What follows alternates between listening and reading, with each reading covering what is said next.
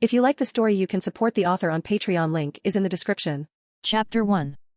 Johto Region, northeast of the Lake of Rage. Near the ruins of the Relic City.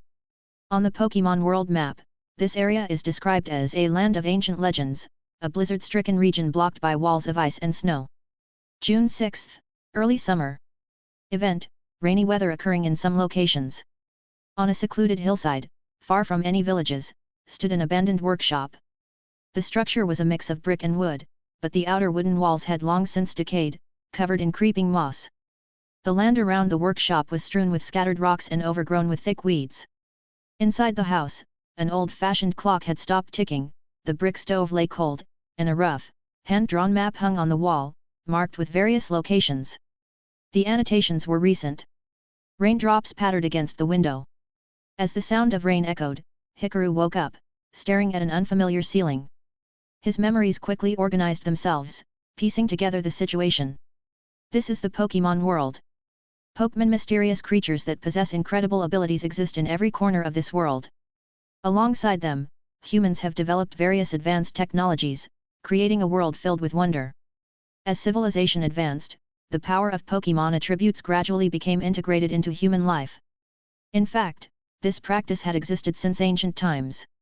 The flood of memories gave Hikaru a slight headache. He recalled that his predecessor had worked in the Sinnoh region, but due to family reasons, he had inherited a severe psychological illness from his mother. His mother had passed away from the disease years ago, and his father had been killed by a wild, ferocious Pokémon. Are Pokémon dangerous creatures? Because of these reasons, his predecessor had decided to stop working and return to the place his father once called hometown. The workshop he found was based on his father's notes, though by the time he arrived, it had been abandoned for years. His predecessor was an item craftsman. In the Pokémon world, item craftsmen have appeared in various game generations. For instance, the elderly man in the Shoal Cave of the Hone region was a shell craftsman, the Iron Master of Johto specialized in making Pokeballs, and the Old Man in North Shinobi crafted masks. Typically, items refer to battle-related tools. However, if the definition is broadened, even everyday household objects and work tools fall under the category. An item craftsman is someone who gathers materials and creates new tools. This includes Pokeball artisans, artifact smiths, wood sculptors, stone carvers, glass artisans, and more. It also extends to item merchants and material suppliers. Whether searching for natural items or gathering raw materials to craft man-made ones, such work required frequent outdoor exploration. However, the risks involved often outweighed the rewards. In modern times, the role of item craftsman had nearly faded into history. Perhaps transitioning into a materials supplier was the only viable future. With the rise of large corporations like Devon Corporation, Silphco, and Ether Foundation, mass-produced items would soon make craftsmen obsolete. After fully waking up, Hikaru felt a hunger pang. I'm a bit hungry. Well, for now, I should eat a citrus berry. Citrus berry, a bright yellow, pear-shaped fruit from the Pokémon world. Its effects differ when held versus when directly consumed. If eaten, it restores half of a Pokémon's max HP. Moreover, citrus berries are a key ingredient in crafting full restore. Gazing at the still open computer, Hikaru browsed through the digital legacy left behind by his predecessor. The online shop listed mostly antique-style crafts and sculptures. Sculpting was a family trade passed down through generations. Because of this, his predecessor excelled at creating carved and polished items, most of which were decorative, such as stone statues found at gym entrances. As Hikaru explored the store page, he suddenly received a new email. A client? The power of science is amazing. That's what people usually say in moments like this, right? Even in such a remote location, he could still access the Pokémon world's network, an advancement made possible by the era's technology. It was likely that the research teams occasionally visiting the ruins had set up a communication station here. After all, the Pokémon world's technology bordered on the realm of science fiction. Pokémon Rangers, for example, could communicate with headquarters even from the most isolated mountain ranges, sometimes across entire regions. Hikaru clicked on the email. It was a consultation request. The client is looking for an item that enhances a Pokémon's durability. Recommended by the Iron Master. Wait, my father knew the Iron Master. Hikaru's memories surged. The Iron Master of Johto was a renowned Pokeball craftsman, a true master of the craft. It wasn't surprising that his parents had known him. The Iron Master had acquaintances all over the world. That's just how respected masters are. Introducing clients to him was likely a favor, a way of supporting an old friend's child. As an item craftsman, Hikaru's job was to create custom items for clients, appraise item quality, and repair damaged tools. The internet had greatly simplified these traditionally in-person transactions. With business being slow, online consultations were a crucial part of the job. For durability, are we talking about an evolved Pokémon or an unevolved one? If it's an unevolved Pokémon, I recommend using the Eviolite. Hikaru quickly sent his reply, but the client's response was unexpected. What is an Eviolite? Hikaru blinked in surprise. They didn't know about Eviolite? He typed back, it's a light purple stone that significantly boosts the defensive stats of unevolved Pokémon. There's such a thing? I've never heard of it. The client's ignorance puzzled Hikaru. He decided to ask about their background, whether they were a professional trainer registered with the league. The answer shocked him. I didn't mention it outright in the email, but I'm actually a bug-type gym leader. Because bug types have many weaknesses, I wanted to find ways to make them stronger, so I started researching items. A bug-type gym leader. Across Kanto, Johto, Hone, and Sinnoh, only one bug-type gym leader existed. Bugsy, the youngest gym leader of Azalea Town. Wait, a gym leader doesn't know about Eviolite? What timeline is this? Hikaru was stunned. Then, he recalled something. His predecessor had an Eviolite. However, the original owner had mistaken it for a jade stone. Diving into old memories, Hikaru described the Eviolite's effects to Bugsy, then asked them to wait. He walked to the deepest part of the workshop, where a sturdy oak door led to a storage basement. Since returning, the predecessor hadn't fully organized the space. Countless materials, stone slabs, and wood planks were stacked chaotically, along with discarded antiques and relics gathered from across the world. Hikaru rummaged through the artifacts, finally spotting the target: a dull, pale purple stone embedded in an ancient sword. A faded label read, "Ancient sword with inlaid jade." The gemstone's surface was rough. As for the sword itself, time and dirt had fused with it. It had likely been buried underground for countless years. The blade was stuck in its sheath, possibly rusted shut, and its engravings had long since worn away. Hikaru's memories surfaced. This sword was found in an ancient ruin near the northwestern area of Mt. Moon, close to the Indigo Plateau. That region once housed numerous small kingdoms, now reduced to ruins and dust save for one surviving nation.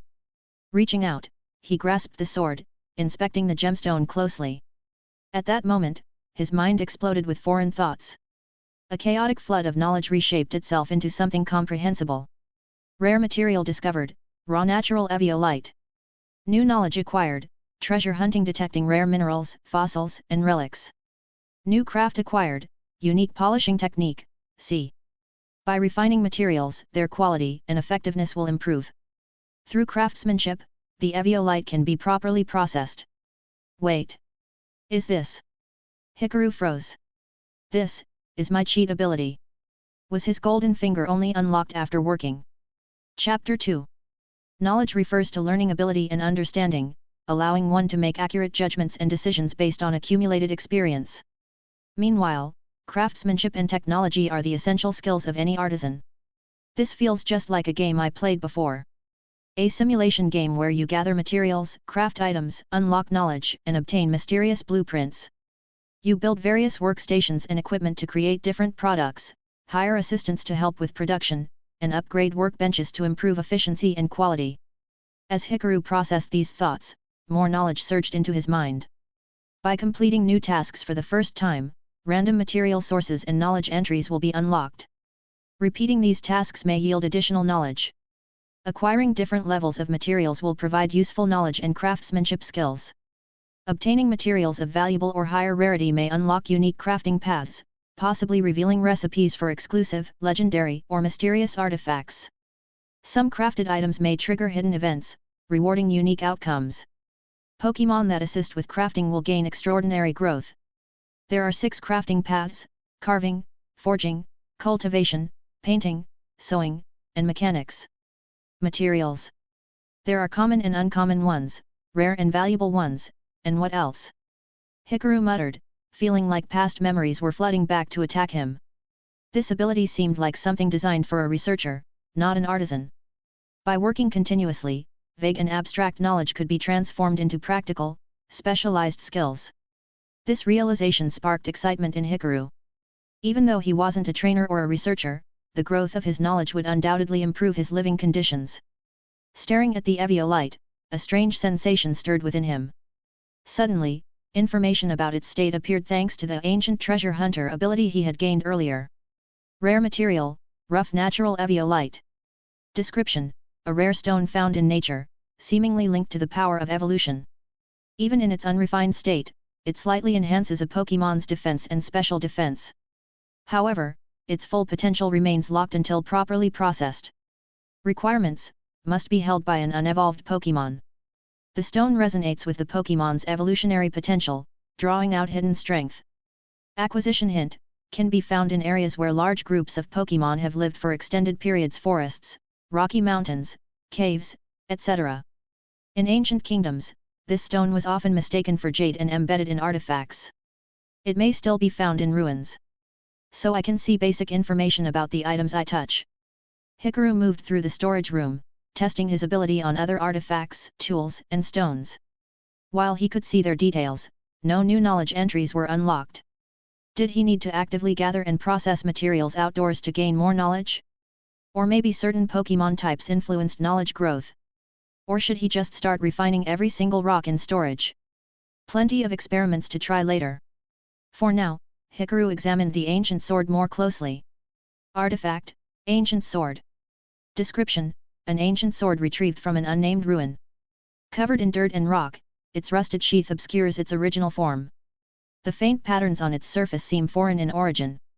It might be better off donated to a museum. Effect 1: hidden clue: something mysterious may happen.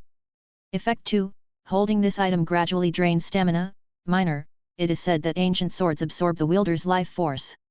Wait, stamina drain? What kind of cursed relic is this? Hikaru instantly felt exhausted just by holding it, as if an invisible pressure was weighing him down. Still, the hidden clue piqued his interest. If this were a game, this sword would definitely be a key item. Without wasting time, Hikaru grabbed his crafting tool hammer, chisel, apron, gloves, and mask and began carefully prying the Eviolite from the sword. Though the stone looked like low-grade jade, a proper polish would reveal its true brilliance, transforming it into a rare and powerful battle item. Eviolite was first introduced in Gen V, Unova region. In the past, people mistook it for ordinary jade, but recent research confirmed its true potential. When held by an unevolved Pokémon, it increases defense and special defense by 50%. Among stone-based battle items, Eviolite was one of the rarest and most valuable. Even a weak Pokémon could gain extraordinary durability with this item. Hikaru hesitated for a moment. This was a priceless artifact, but he was low on funds. No use hoarding it. It belongs in the hands of a trainer who will actually use it. As he removed the Eviolite, a sudden wave of exhaustion hit him. Only after letting go of the sword did he start to feel normal again. Shaking his head, he decided to leave the sword in the basement for further study later. Deep in the basement, something stirred. From the darkest part of the wall, an eye emerged. A black, circular eye, shaped like a peculiar letter E, blinked into existence before quickly vanishing back into the stone. The chilling aura in the basement originated from the ancient sword. Crackle!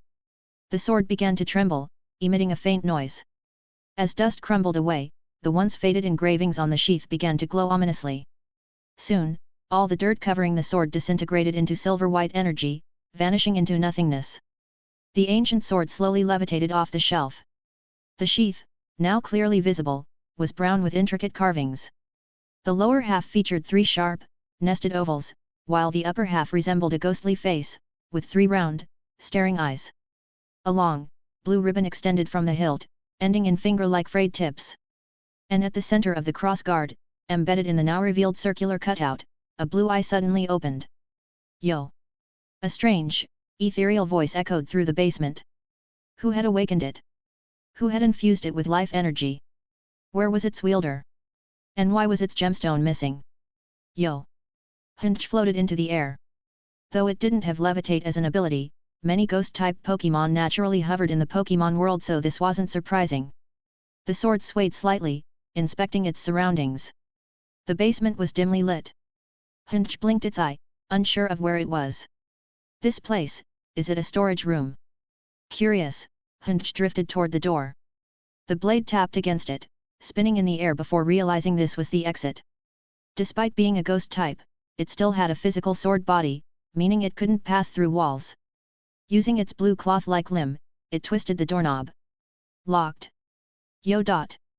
Hunch stared at the door, thinking deeply. This human had stolen its gemstone and woken it up. Hunch contemplated its next move. It spun in place, formulating a plan. Then, it noticed the handcrafted items and materials around the basement. And an idea struck. Yo! It could knock on the door or make noise to attract attention. Then, it would hide among the artifacts, waiting to strike. Even though it wasn't a knight, it could still fight. A weak human scavenger dared to treat it as a mere collectible? This storage reminded it of a royal treasury. Back in the palace, it had seen similar collectors hoarding treasured blades, giant cauldrons, and mystical jades. Chapter 3. Sitting in front of his computer, Hikaru used the built-in camera to scan the rough Eviolite before sending an image to his client. Hey? So this is the stone. Bugsy, after reading Hikaru's description and examining the image, was shocked. He had researched numerous battle items but had never encountered information on this stone. In the anime's world, Eviolite had never even been mentioned. Hikaru recalled that, based on the timeline of the games, this stone was first discovered by researchers in the Unova region. However, when explaining the Eviolite's effect, Hikaru avoided using rigid game-like terms, such as saying it increases defense and special defense by 50%. After all, in the realistic world of Pokémon, no professor had ever officially quantified a Pokémon's stats in numerical values. Instead, he phrased it more naturally. As I said, Eviolite can only be used by Pokémon that have the potential to evolve but haven't yet. It is a miraculous stone for weaker Pokémon and a powerful enhancement for already strong ones. With this stone, some unevolved Pokémon can even surpass their evolved forms. If you're interested, place a deposit, and I'll refine it for you. Once processed with my craftsmanship, its effects will be even greater. After sending the message, Hikaru didn't receive an immediate reply. Bugsy was likely considering the offer. It was a completely unknown item. Most people would hesitate, wondering if they were being scammed. But soon, a response came. All right, I agree. Bugsy didn't deliberate for long before sending another message. You were introduced by the Iron Master, and I came here specifically seeking special items. If I refuse just because I doubt its effects, that would be missing the point entirely. I'm a researcher, and I'll confirm the stone's effectiveness myself. Success. Hikaru exhaled in relief. His first transaction in this new region had gone smoothly. A great start. They agreed on a delivery time of 1 week, and surprisingly, Hikaru was able to request flying mail service to Blackthorn City, likely delivered by a Dragonite or Delibird. As for the deposit, 10,000 Poke dollars. The deposit was 20% of the total price. Historically, Eviolite was never a purchasable item in the games. It was only found or gifted. It wasn't until Gen 9, Scarlet and Violet, that it became available for purchase at a price of 50,000 Poke dollars. Following the game's official pricing, Hikaru sold it at a fair rate. No need to be a greedy merchant and scare off customers. Knock. Knock. Knock. A strange knocking sound echoed through the air. Hikaru looked up, confused, glancing toward the door. Someone's knocking. From deep within the house, a chill slowly spread. Crossing the counter, he opened the front door. No one was there. The rain continued to drizzle, dark clouds covering the mountains. The forests, valleys, and snowy peaks in the distance were shrouded in mist, obscuring visibility. Knock. Knock. Knock. The sound came again. Hikaru checked around the door but saw no passing wild Pokémon seeking shelter from the rain. The nearby village showed only faint trails of chimney smoke and no movement. Nothing but wild grass, swaying in the cold rain. He listened carefully. The sound wasn't coming from outside. It was coming from inside. Following the noise, he arrived at the basement door. A sense of confusion and caution filled his eyes. I was just in the basement, and there was nothing there. Could it be a ghost? Well, that wasn't exactly uncommon in the Pokémon world. Ghost-type Pokémon causing disturbances was a normal occurrence. Stormy weather, a haunted house, the atmosphere is perfectly set. In the Pokémon world's lore, the spirit world existed, and every region had ghostly myths. Considering that he had taken over this body, was it possible that the original owner's soul still lingered here? If you're a spirit, just rest in peace. I've never performed an exorcism before, but ghost Pokémon have an actual elemental typing. And if it has a type, I can deal with it. As a craftsman, Hikaru didn't rely on brute strength. He relied on tools. The difference between fighting unarmed and using proper tools is massive. Rather than rushing into the basement, Hikaru swiftly returned to his room to prepare for battle. Preparation phase. Heavy check mark. First item, a small box of dried cassab berries. Bold right arrow. When consumed, this berry halves the damage from one super effective ghost type attack. Heavy check mark. Second item, a cleanse tag incense burner. Bold right arrow. This reduces the chances of encountering wild Pokémon, as many Pokémon dislike the scent. Heavy check mark. Third item, a sharp fang necklace from a houndour. Bold right arrow. This contained lingering dark and fire type energy. Heavy check mark. Fourth item, rage-filled dumplings from Johto. Bold right arrow. These dumplings remove most status conditions. Heavy check mark. Fifth item, sticky mud balls. Bold right arrow. Used to disrupt enemy movements. Heavy check mark. Sixth item, a recorded sound of snarl on a voice recorder. Bold right arrow. This wouldn't actually inflict damage but could create an extremely annoying noise to disrupt the opponent's focus. Heavy check mark. Final item, several poke balls. Bold right arrow. Just in case. Now fully prepared, Hikaru unlocked the basement. As the lights flickered on, illuminating the shelves, Hikaru ensured the door was secured before stepping inside. A cold chill swept over him. His body shuddered slightly, a natural reaction. This wasn't here when I left the basement earlier. Step by step, he moved forward. The cleanse tag incense burned gently, its faint smoke drifting into every corner of the basement. Carvings, star sand, antique replicas, firestones, power bands, shell bells, Guadude's rock fragments. Creak. The door groaned. Hikaru immediately turned toward it. At that exact moment, a dark shadow rose behind him. In the pitch-black basement, a blue eye flashed open. Yo! Hunch was thrilled. The human had fallen for the bait. Time for a shadow sneak surprise attack. This was a knight's way of greeting.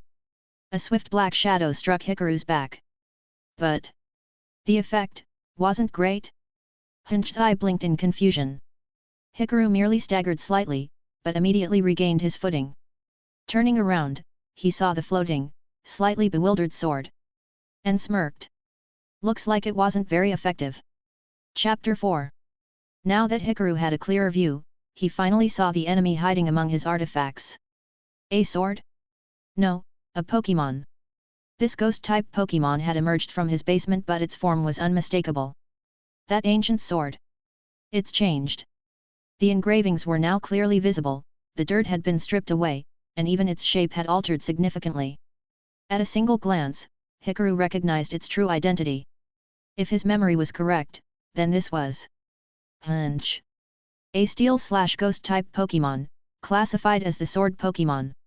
It's said to be the reincarnated soul of a deceased person, possessing an ancient sword. It attaches itself to humans and drains their life force. Just as that thought formed in Hikaru's mind, new system information appeared.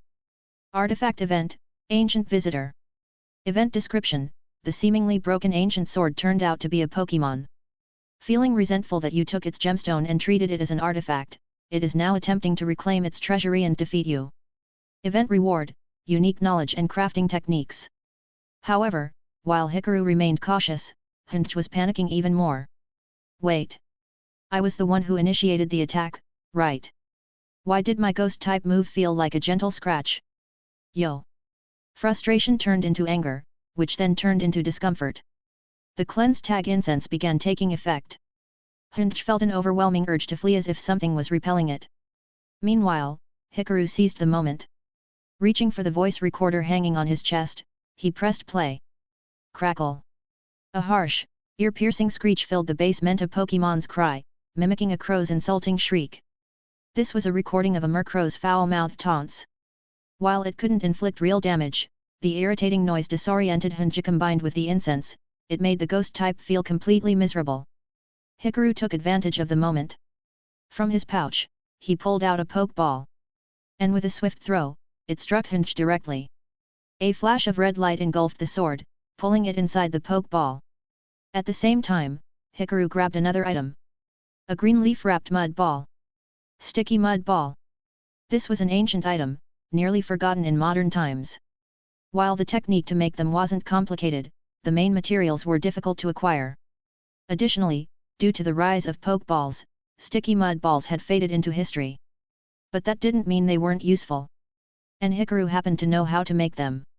A direct hit would slow down a Pokémon's movements and create an opening. The pokeball wobbled twice. Then burst open. Hinge escaped. The pokeball was flung aside, and Hinge emerged, furious. But before it could react, the sticky mud ball struck it. Direct hit. Hinge was stunned again. The move it had been preparing instantly failed, and its vision spun as its blade got covered in sticky mud. Hikaru capitalized on the moment. He wasn't aiming for a simple capture. He was using a technique straight from Pokémon Legends, Arceus. Suppress your opponent before they recover. Close the gap. Maintain pressure. In the Hisui region, trainers didn't just battle with their Pokémon, they fought alongside them, dodging attacks and throwing Pokeballs at the perfect moment. Hikaru hurled another Pokeball. This time, it struck Hinge directly in its eye. Smack! Hinge's vision blacked out. A sharp metallic clink echoed as the Pokeball sealed shut. The ball landed in Hikaru's hand. It didn't even shake once. Critical capture. Hinge's last thought before fainting. At least don't aim for the eye. Hikaru stood frozen. The battle had ended so quickly that he hadn't fully processed it. After a moment, his tension finally released, and he collapsed onto the floor, exhausted. I just won a Pokémon battle, without even using a Pokémon. My luck is incredible. Victory had come from careful preparation. Yet, the threat of Pokémon became even more apparent. One had appeared in his basement. And it had attacked him. More information flooded his mind. Artifact event complete. You encountered an ancient relic, uncovering its true nature as a ghost-type Pokémon. However, this particular Pokémon was somewhat allowing you to defeat and capture it. Through this experience, you've gained a deeper understanding of ghost-type Pokémon's existence and behavior. New knowledge acquired, Spirit Basics, 1. Spiritual Insight, you can understand some ghost Pokémon language and transcribe their messages. Your soul has become more resilient, granting limited spiritual energy resistance. You are now less susceptible to ghost-type influences. New crafting ability acquired, 1. Unique talisman crafting, D+ talismans you create will have different effects depending on the materials used. Each talisman is single-use. You can now craft, Cleanse Talisman and Curse Talisman. Hikaru exhaled deeply, feeling satisfied. With spirit knowledge, he was now less vulnerable to ghost Pokémon harassment. Even though his new crafting skill was only D and rank, the description seemed extremely promising. However, this was still dangerous. As Hikaru left the basement and locked the door behind him, something watched from the shadows. The strange E-shaped eye flickered to life on the wall. A human, one against a wild Pokémon, with his bare hands? The cleanse tag scent still lingered, making the eye twitch in discomfort. This human needs further observation. Slowly, the E-shaped eye detached from the wall, drifting toward the door. A psychic vortex formed in front of it. Then, it phased through the door and vanished into the vortex. Meanwhile, Hikaru stepped into the living room. Holding the Pokeball, he pressed the release button. Come out, Hinge.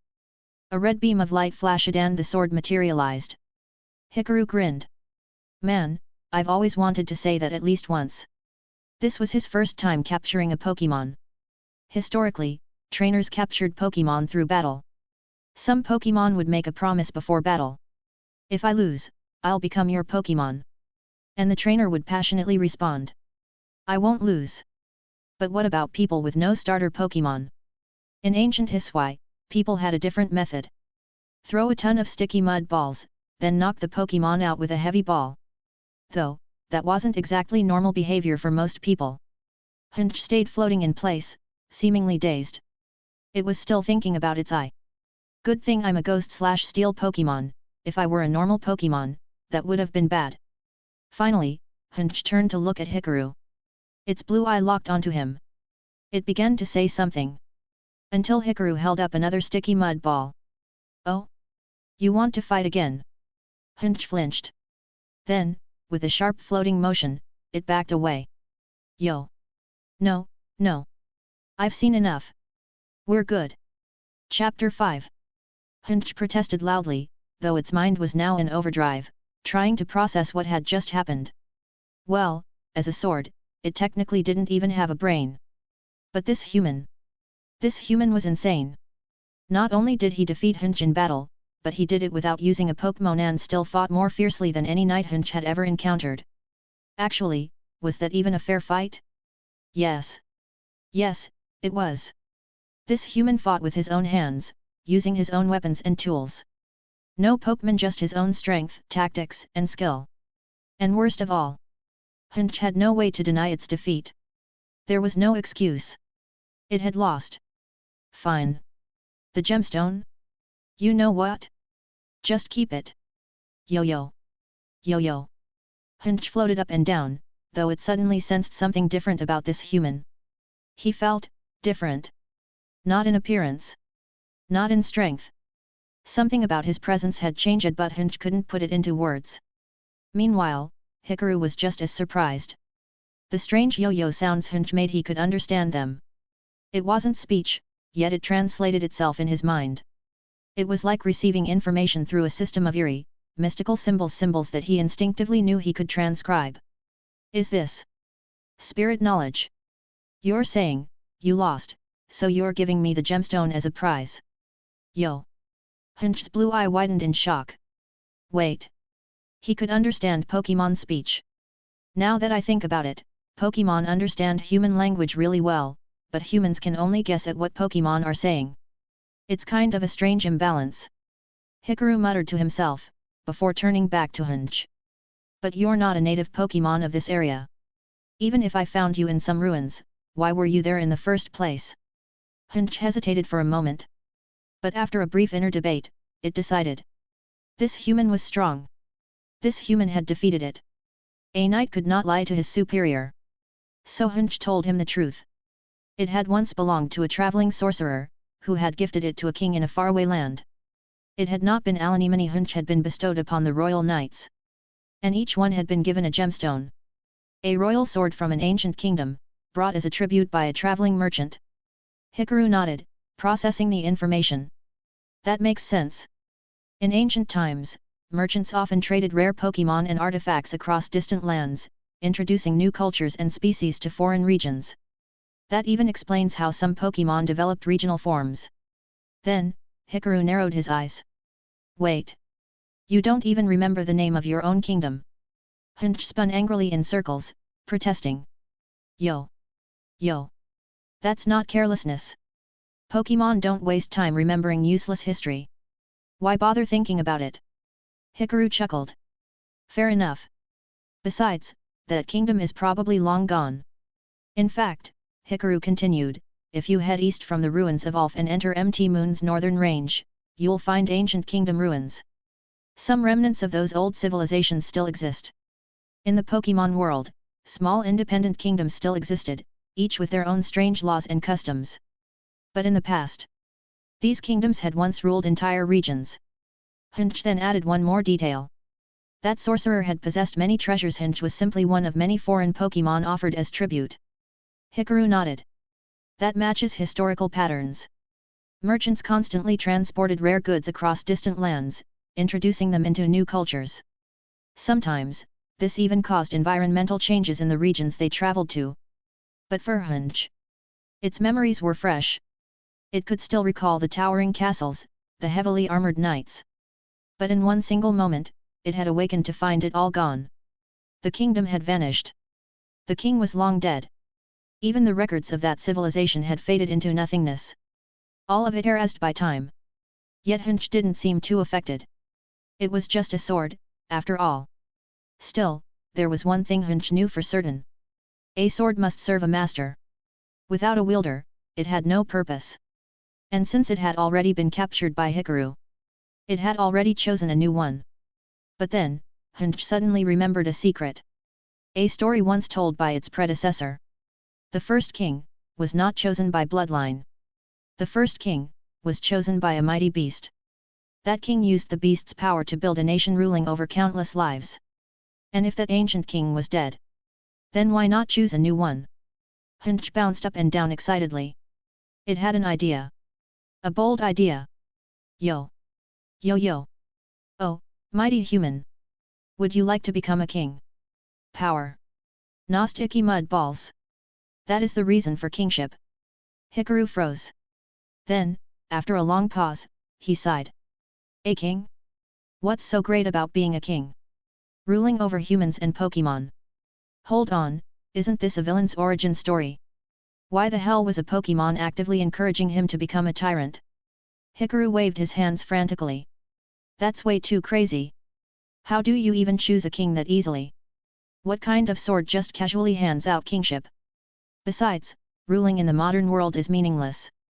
You're talking about controlling humans and Pokémon? This is literally a villain's plan. Hikaru suddenly paused, remembering something. Now that I think about it, Hunch's final evolution Aegislash does have lore about selecting kings. It can perceive a person's potential as a ruler, and whoever it chooses will become a king. But, there are plenty of Aegislash in the world, and none of their trainers became kings. Hunch puffed up proudly. Yo! Exactly! That's my evolution! Hikaru immediately shut it down. Yeah, but that's Aegislash's job. You're still just a Hunch. You don't even have the authority to choose a king. And by the way, every kingdom that followed Aegislash's rule eventually collapsed. Just like yours. Hunch stared at Hikaru in silence. The two locked eyes for a long moment. Then, Hunch's eye blinked. Slowly, it rubbed its hilt with its blue ribbon. Yo! Ah, so that's why our kingdom fell. Turns out, it was my evolution's fault. Well, never mind then. Chapter 6. However, Hunch didn't seem to give up. It had the attitude of I have plenty of great ideas that will surely help you ascend to the throne, and its humming sword cries grew sharper. It was urgent, strangely excited even, and its cries began to shift in tone. As its cries changed, Hikaru suddenly realized he could no longer grasp the general meaning behind them. This wasn't its usual cry. It was mimicking something. The Pokémon speech contained too much information for Hikaru to fully comprehend. His current knowledge simply wasn't enough to decipher it all.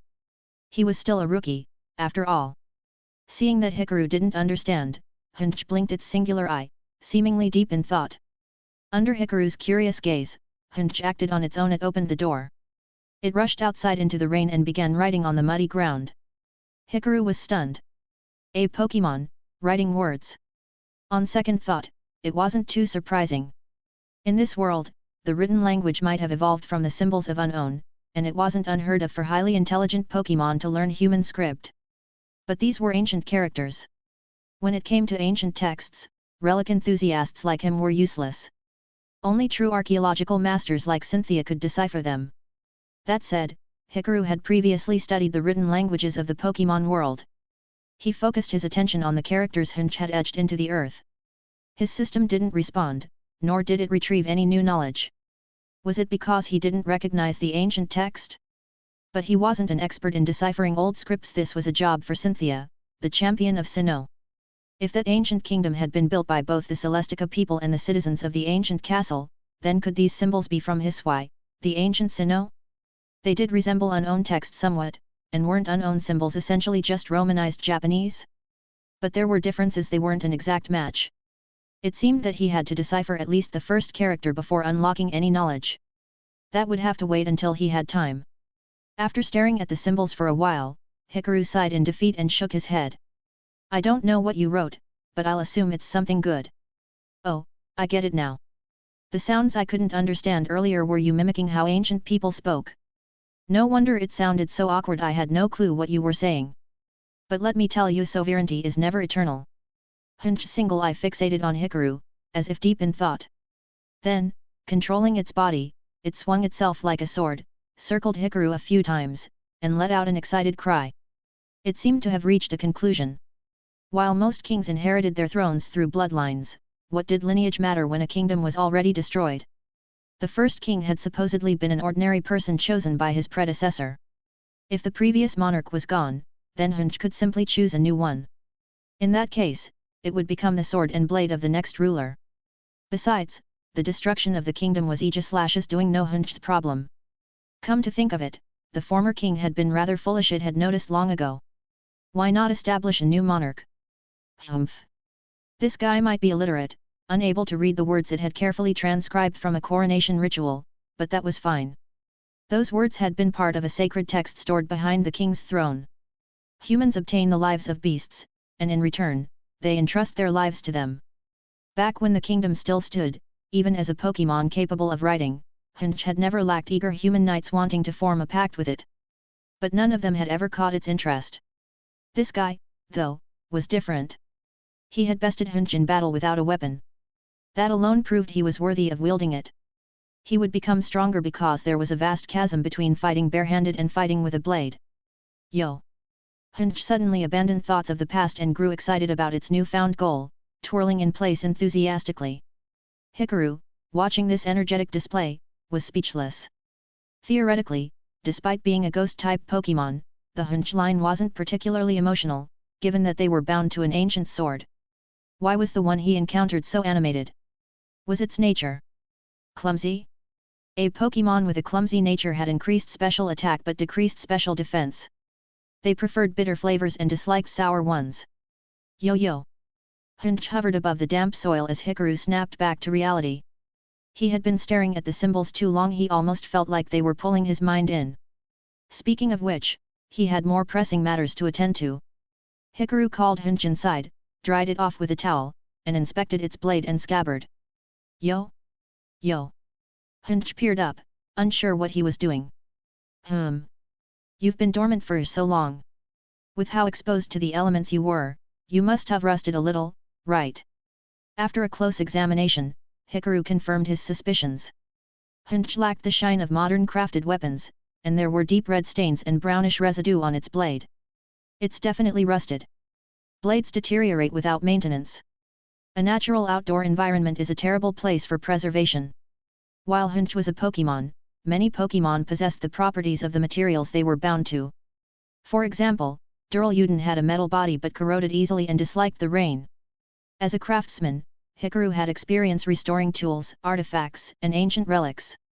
He had just acquired a technique for polishing materials, and he still hadn't finished refining the evolution stones. Might as well do it all at once. Remove the rust, clean the surface, repolish, and wipe off any impurities. Hunch let out an excited yo-yo. Oh, polishing its blade? It had often been maintained by craftsmen in the past. Then, Hikaru noticed something new. Rare material, tattered cloth. Description: a worn piece of fabric from Hunch. It gradually absorbs the life essence of living beings. When an ancient sword becomes a Pokémon, this cloth becomes part of its being. If Hunch participates in craftsmanship, it might gain something. Clue obtained: soaking tattered cloth in a spiritually charged environment for several days can transform it into a tattered cloth. Certain haunted locations may serve as optimal refinement sites. Utilizing the power of ghost-type Pokémon can expedite the process. Known haunting site: abandoned workshop, home. Abandoned workshop, a forsaken workshop, long deserted. The decayed building harbors residual grievances. A recent death has been reported here. Spiritual activity level low, unsettling, but no supernatural occurrences. Hikaru. His house was haunted? Oh, right. Someone did die here, he did.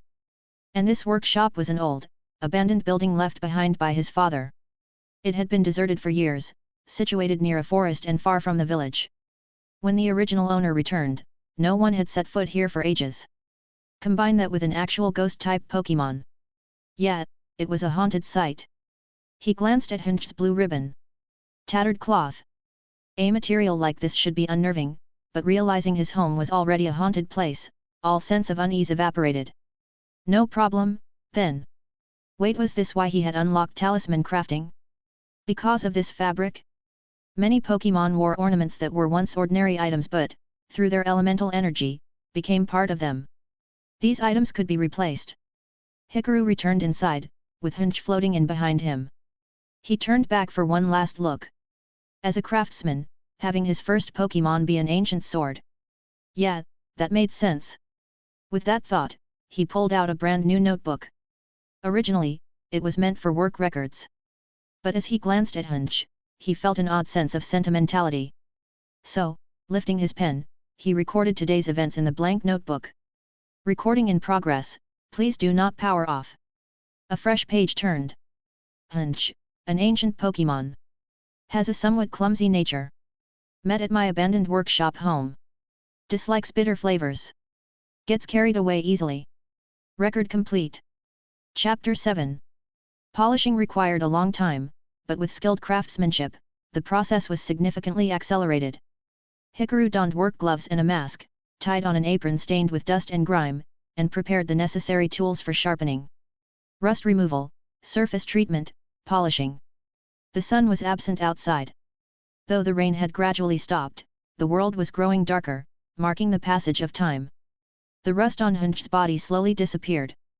After a long session of grinding, its surface became as smooth as a mirror, gleaming as if it had just been freshly forged.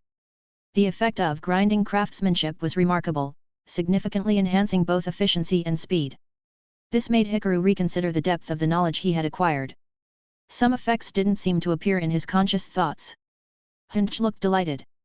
It twirled in midair with excitement, slashing at the air with its newly polished blade. Hikaru noticed another layer of information. Craftsmanship enhancement. After meticulous grinding with your expert skills, Hunch has undergone some changes. Its blade has become sharper and more durable, slightly enhancing its offensive capabilities. Slightly increases the damage of cutting-type moves. Hikaru nodded in satisfaction. A newly sharpened weapon should, of course, be tougher and sharper. Doh! Hunch spun joyfully in midair, feeling a newfound ease when swinging its body. Can you use a cutting move? Try it now. Hikaru asked, glancing outside. The sky had grown quite dim, signaling the late hour. However, at the edges of the mountains, faint beams of light filtered through the clouds. Hunch blinked its lone eye before a faint, silvery green energy surged along its blade. Upon closer inspection, this energy seemed almost non-existent, as though it was merely the reflection of light off the exceptionally sharp sword edge. Hikaru pushed open the door, stepping outside with Hunch. The earthy scent mixed with the damp air as Hunch focused its attention. Hunch used Fury Cutter. A sharp cutting sound sliced through the air, leaving behind a crisp sword hum. Hikaru's eyes immediately brightened, and even Hunch itself seemed excited. It continued slashing through the air, with the power of Fury Cutter growing stronger with each successive strike. By the final slash, a miniature whirlwind seemed to stir up at the sword's edge. The visible air pressure from the strike sent grass and water droplets scattering into the air. Then, for its final attack, Hunch targeted a distant rock. The moment its tip touched the stone, a clean, straight crack formed, splitting the rock in two. Even though this wasn't used in an actual battle, just watching it feels powerful. Fury Cutter is a bug-type move, but many Pokémon can learn it. The one who originally discovered this move was Bugsy, the gym leader of Azalea Town. So, you already knew this move back in your time. Yo! Hunch blinked and shook its blade left and right, indicating it had no idea. It had always known this move. If other Pokémon couldn't use it, perhaps it was simply because they weren't swords. For a sword, using Fury Cutter was just a natural way to attack. That makes sense. Hikaru mused. Discovering moves required careful observation, and if no Pokémon in the wild had ever used a certain move, then the idea of discovery wouldn't even exist. After helping Hunch remove its rust, the next task was polishing the Eviolite. However, the polishing method for stones and minerals differed from that of weapons. For softer stones, sandpaper was necessary to prevent breaking. Fortunately, Eviolite stones were exceptionally durable. As items that enhanced a Pokémon's defenses, their resilience was naturally high. Recalling various clues he had seen earlier, Hikaru pondered. None of the games had ever explicitly stated the origin of Eviolite stones. Perhaps these stones were formed when the energy from numerous Pokémon evolutions influenced surrounding minerals over time. Thus, when an unevolved Pokémon used one, it could significantly boost its defense and special defense. Of course, this was all just speculation. Hikaru wasn't a Pokémon professor, after all. By the time he finished polishing the Eviolite stone, the sky had turned completely dark. Another day had passed.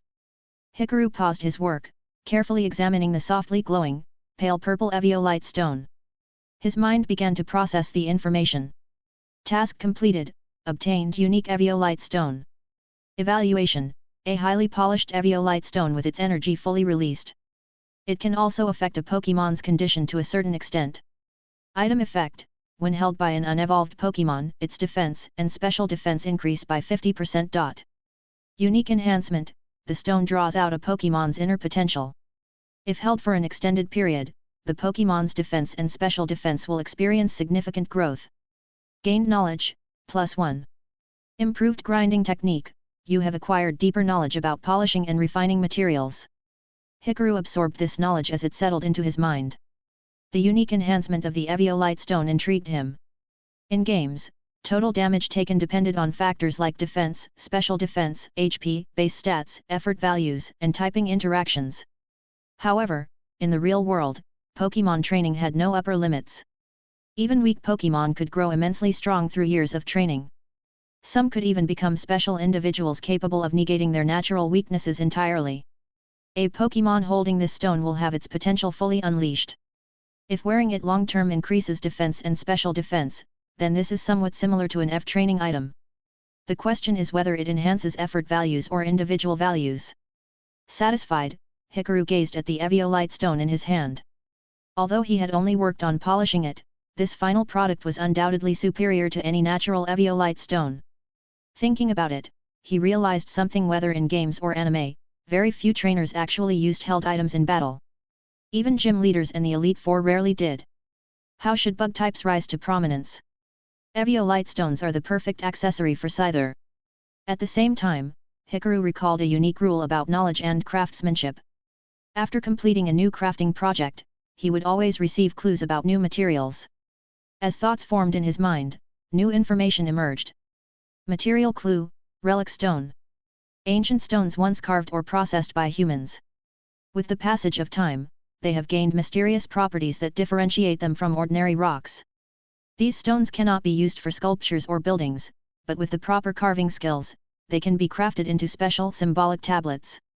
Locations: various ruins, including snow ruins, MT coronet ruins, ice ruins, and black gold ruins. Associated craft: relic engraving technique. Chapter 8. Ruins carving craftsmanship. Hikaru furrowed his brows in thought. If it was about carving, then his family's craft was precisely that: sculpting. But when it came to ruins stones, weren't those just the bricks inside ruins or the rocks outside? And what exactly was a symbolic stone slab? He wasn't sure about its function, but that was to be expected. After all, he hadn't truly obtained such materials yet. There was no rush. The ruins of Shinto were located on the nearby mountains. Though the journey was long, summer was the best season to explore the ruins. This land only had 4 months without snowfall from early summer to late autumn. As for sculpting in the Pokémon world, the first person that came to Hikaru's mind was Kosa, the sculptor from the Paldea region. Each region had its own mysterious sculptures, but few knew who created them. It was one of the world's hidden secrets. Stone sculptors never sought fame. Of course, there were also the frequent reappear sculptures found in ruins, though the sculptors who made them had long since passed away. As for the gym statues, Hikaru had already seen through the memories of his predecessor that his family often sculpted statues for gyms. His father would even travel to rock-type gyms to repair and restore relief carvings and stone decorations.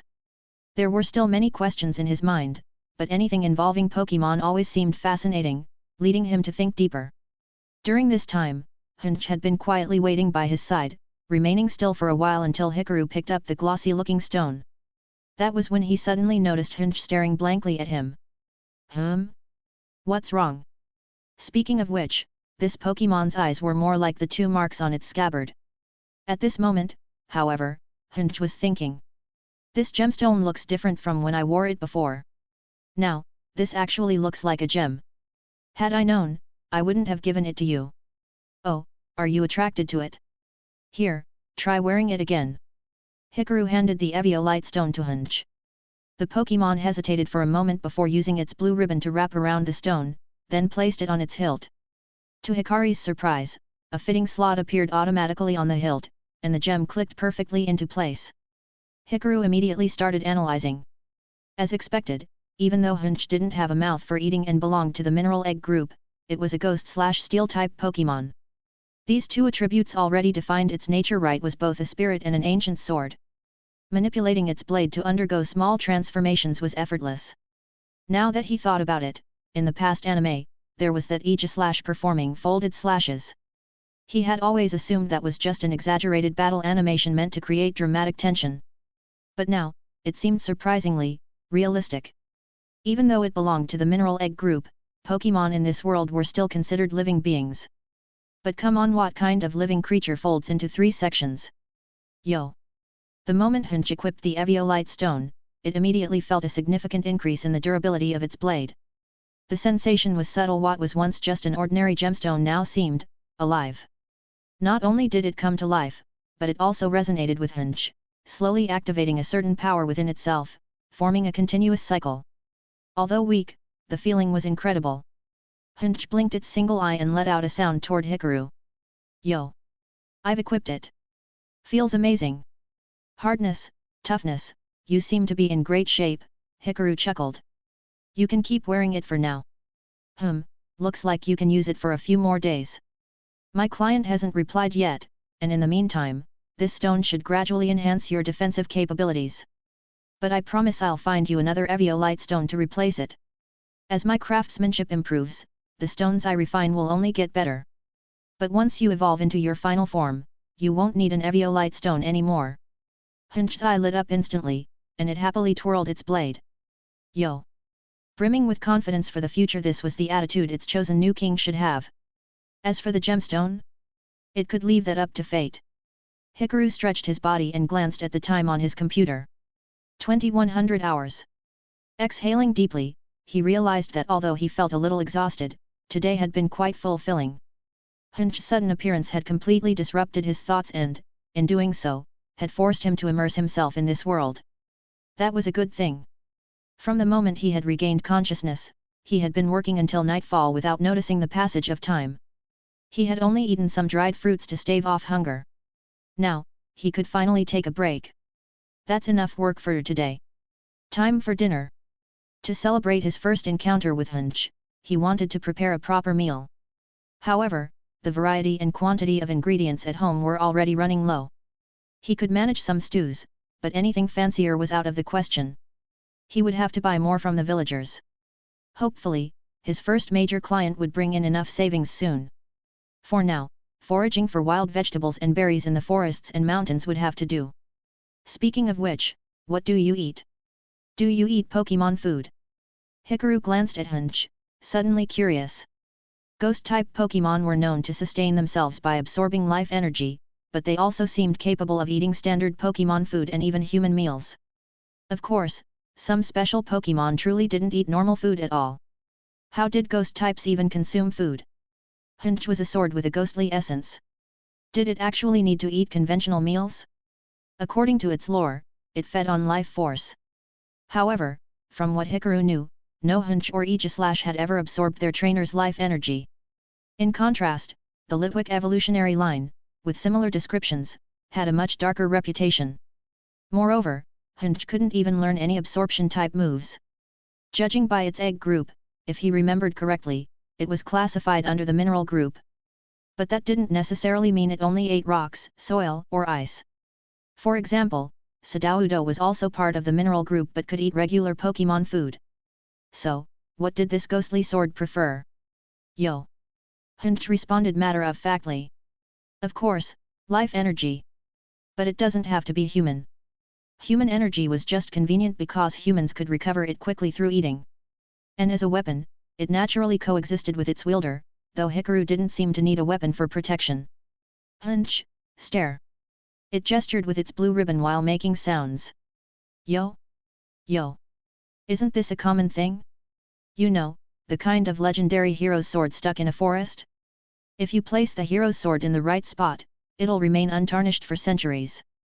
Oh, you mean a hero's sword? That kind of setting actually exists? You're saying that nature's essence is also a form of life energy? That makes sense, I suppose. Wild Hunch exist, after all, they can't just go around draining wild humans. Hikaru thought for a moment. A hero's sword left in a forest, that sounded like something akin to the rusted sword. What if Zacian wielded an Aegis? How high would its base stats be? Then another thought struck him. So, would the energy from berries count too? Yo! Hunch blinked and confirmed enthusiastically. Of course. How else do you think berries restore HP? Then, what about a revive? Even if you're at full health, it'd probably say, it won't have any effect. Chapter 9. Revival Herb? What's that? Yo! Hunch tilted its eye in confusion while Hikaru signaled for it to wait. Soon, he retrieved a small box containing pale golden, diamond-shaped gems from the living room cabinet. Revival fragments. Though they all share the same shape, some are natural minerals while others are artificially crafted. However, their effects are identical. By using 2 plants Revival Herb and Heal Grass Sand, processing them through a series of refinement steps, you can create revival fragments. Hikaru handed one of the fragments to Hunch. Yo! Hunch grasped the pale golden gem with its blue spectral hand, and its eye immediately widened. A surge of powerful vitality radiated from the fragment. A faint, ghostly purple energy spread from Hunch's body. Soon, the revival fragment gripped in its blue-ribboned hand vanished into nothingness. Absorbed? It can be used even without HP depletion? As expected, this isn't like the game world. The revival fragment, capable of restoring HP, indeed possesses a strange life energy. So, it really does eat using that blue ribbon-like hand. According to its lore, Hunch drains the life force of those who grab its hilt, wrapping its blue cloth around their arm until they collapse. It seems that it only does this out of hunger. That makes sense. In the abyssal ruins of the Unova region, there's an ancient inscription that says to eat is to obtain all life. Those with mouths eat with their mouths. Those without, adapt in their own ways. However, revival fragments are about 3 times the price of regular berries, averaging around 1,500 poke dollars per piece. Compared to regular food and vegetables, that's quite expensive, almost as much as some large-sized ingredients. If Hunch were to eat these daily, it would be quite a financial burden. If possible, to cut down on expenses, Hikaru figured he should cultivate a small farm near his cottage and grow some vegetables and berries himself.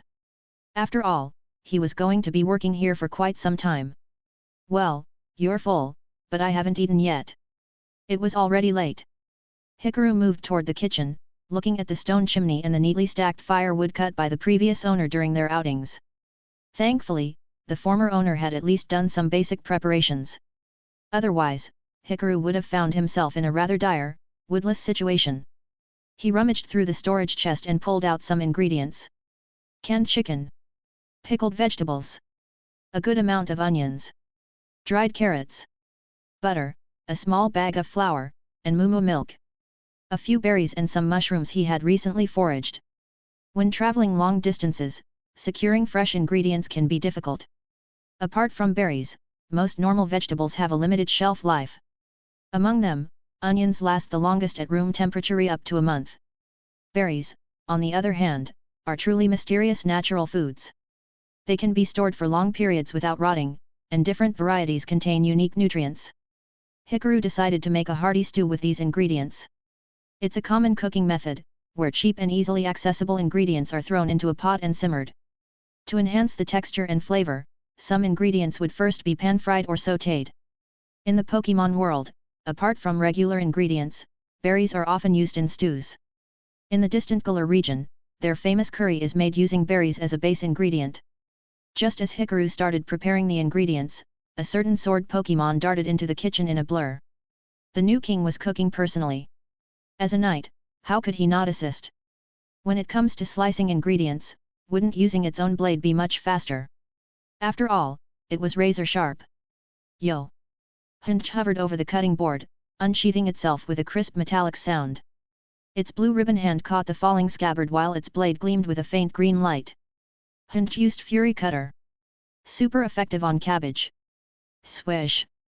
Swish! Swish! Swish! Swish! Swish! Swish! A whole onion disintegrated into fine shreds at blazing speed. The blade moved so fast that after images trailed behind it. Using a bug-type move to chop vegetables, it was as smooth as silk. No wonder, since vegetables belong to the grass type. Oh! So Fury Cutter can be used like this? I never considered using an ancient sword for chopping food since, well, you're not a kitchen knife. Hikaru was stunned. Meanwhile, Hunch was brimming with pride, its single eye gleaming confidently as it slightly tilted its blade upward as if boasting. It completely ignored the fact that its blade was now covered in onion bits and juice, forcing Hikaru to quickly step back. Yo. A knight's duty is to assist his lord. Chopping mere ingredients. A trivial task. If needed, it could slice everything in this kitchen with ease. Hikaru raised an eyebrow. Really? You seem quite experienced. Alright then, I'll leave chopping the berries to you as well. He never expected Hunch to have such hidden talents. Hikaru originally thought that, after being bestowed upon a knight by an ancient king, all it did was cut down enemies. But apparently, it had also been used for food preparation. Well, at least this made things easier. Yo! Hearing Hikaru's praise, Hunch's eye burned with passion. Fire! New king, witness my skill. It's not that I'm weak, it's just that your power surpasses mine. But when it comes to cutting ingredients, I'm absolutely superior. Cheap kitchen knives? Evolve once before stepping into my domain. The next day, June 7th. Weather, clear. The early summer rain had stopped, and as the sun rose, the ancient land awakened once more. Hikaru had a deep, restful sleep. The exhaustion from yesterday had completely vanished. After tidying his bedding, he glanced at the time. 7:35 a.m. A beautiful morning. Hunch had not been stored inside a pokeball. Instead, it stood against the corner of the wall, its blade tip resting on the ground, and its hilt pressed against the wall's crevice. It resembled how ancient soldiers would lean their weapons against walls for easy access. It seemed Hunch still retained this old habit. Hikaru gazed at the sleeping ancient sword, lost in thought. Should he make a weapon rack for it? In the Pokémon world, there's a field dedicated to studying Pokémon ecology. Professors like Birch and Rowan are prominent researchers in this area. Different Pokémon have different preferences for their living environments.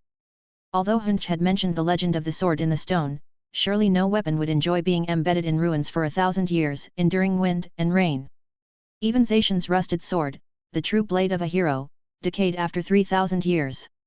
If that legendary sword could succumb to time, what about other ancient swords? Today was another busy day. The house, storage, and work areas all needed tidying up. The land outside was no exception. Hikaru first headed to the storage area, retrieving a wooden board and a solar-powered generator. In the wilderness, one of the essential survival tools was a portable solar power supply. He set it up outside to soak in sunlight and store energy. His cottage was a short distance from the village, but not too far. Beyond his front yard lay vast land, overgrown with weeds, scattered rocks, and fallen branches carried by the wind. Yesterday's rain obscured his vision. But with today's clear skies, Hikaru could survey the distant scenery, recalling the map on his wall. Towering ancient peaks, ruins, and temples, a distant village, and natural paths leading out of the valley. Chapter 10. According to his memories, Hikaru recalled that after returning, the previous owner had spent the next few days conducting limited field exploration and making a first visit to the village. Through conversations with the villagers, he had roughly mapped out the surrounding terrain and drawn a simple map. Hikaru re-entered the house, took down the map, and once again surveyed the area to compare it with the drawn layout. First, the main structure of the Shinto ruins. It was actually the remains of an ancient temple, isolated from the village and hidden deep within the sacred peak. Access to the peak was only possible during summer. Once autumn and winter arrived, the area was engulfed by relentless blizzards. This was why the location was merely marked as in the upper right corner of the crude map. Occasionally, ruin investigators and explorers from other regions would conduct research, but most found nothing of value. That was expected. After all, the Pokémon world was filled with countless ruins and remnants of ancient civilizations.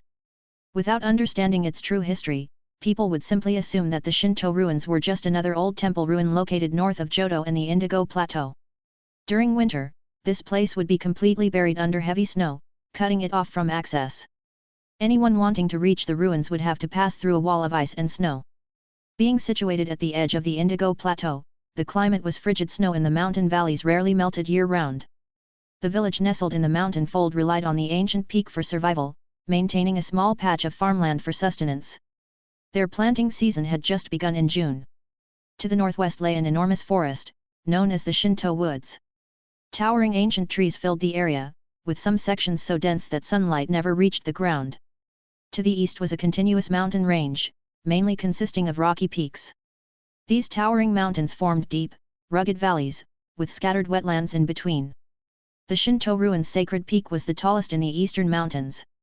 Many rivers and streams originated from it, flowing through the village and forest. To the south, the path led to Johto, mostly covered by the vast and towering Indigo Plateau. Even Mt Moon and the Yai mountain range were part of this plateau. Beyond the plateau lay Smock Emor City in Johto. To the west, another massive plateau and mountain range stretched endlessly. From Ekrutik City and the Battle Frontier's northern region, it extended all the way north, beyond the map's boundaries. Even the small visible portion on Johto's map already rivaled the Indigo Plateau in scale. Hikaru shifted his gaze back from the distance and focused on the wasteland around the workshop. Because of his work, as a jack-of-all-trades toolmaker, he often traveled through different regions, constantly relocating his workshop. Now that he had gained a special ability for acquiring knowledge and craftsmanship, he would need to travel even more.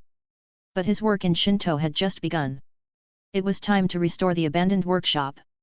At the very least, he would be staying here for quite a while. And one type of item required him to stay rooted in one place. That was medicine. From ancient herbal remedies to modern full restores and full heals, the essence of medicine remained unchanged. Herbs in the Pokémon world possessed mystical healing properties. If applied correctly, even minor injuries healed instantly. When processed into potions, their effects became even more powerful, a result of combining different medicinal properties. However, the brewing methods varied from region to region and for different medicines. Mint, herbs, revival herb, these were common medicinal plants that had to be cultivated manually. Finding them in the wild was incredibly difficult, and some species only grew in specific regions. This was why always carrying herb seeds and planting them wherever possible was essential. Hikaru already had a small supply of seeds.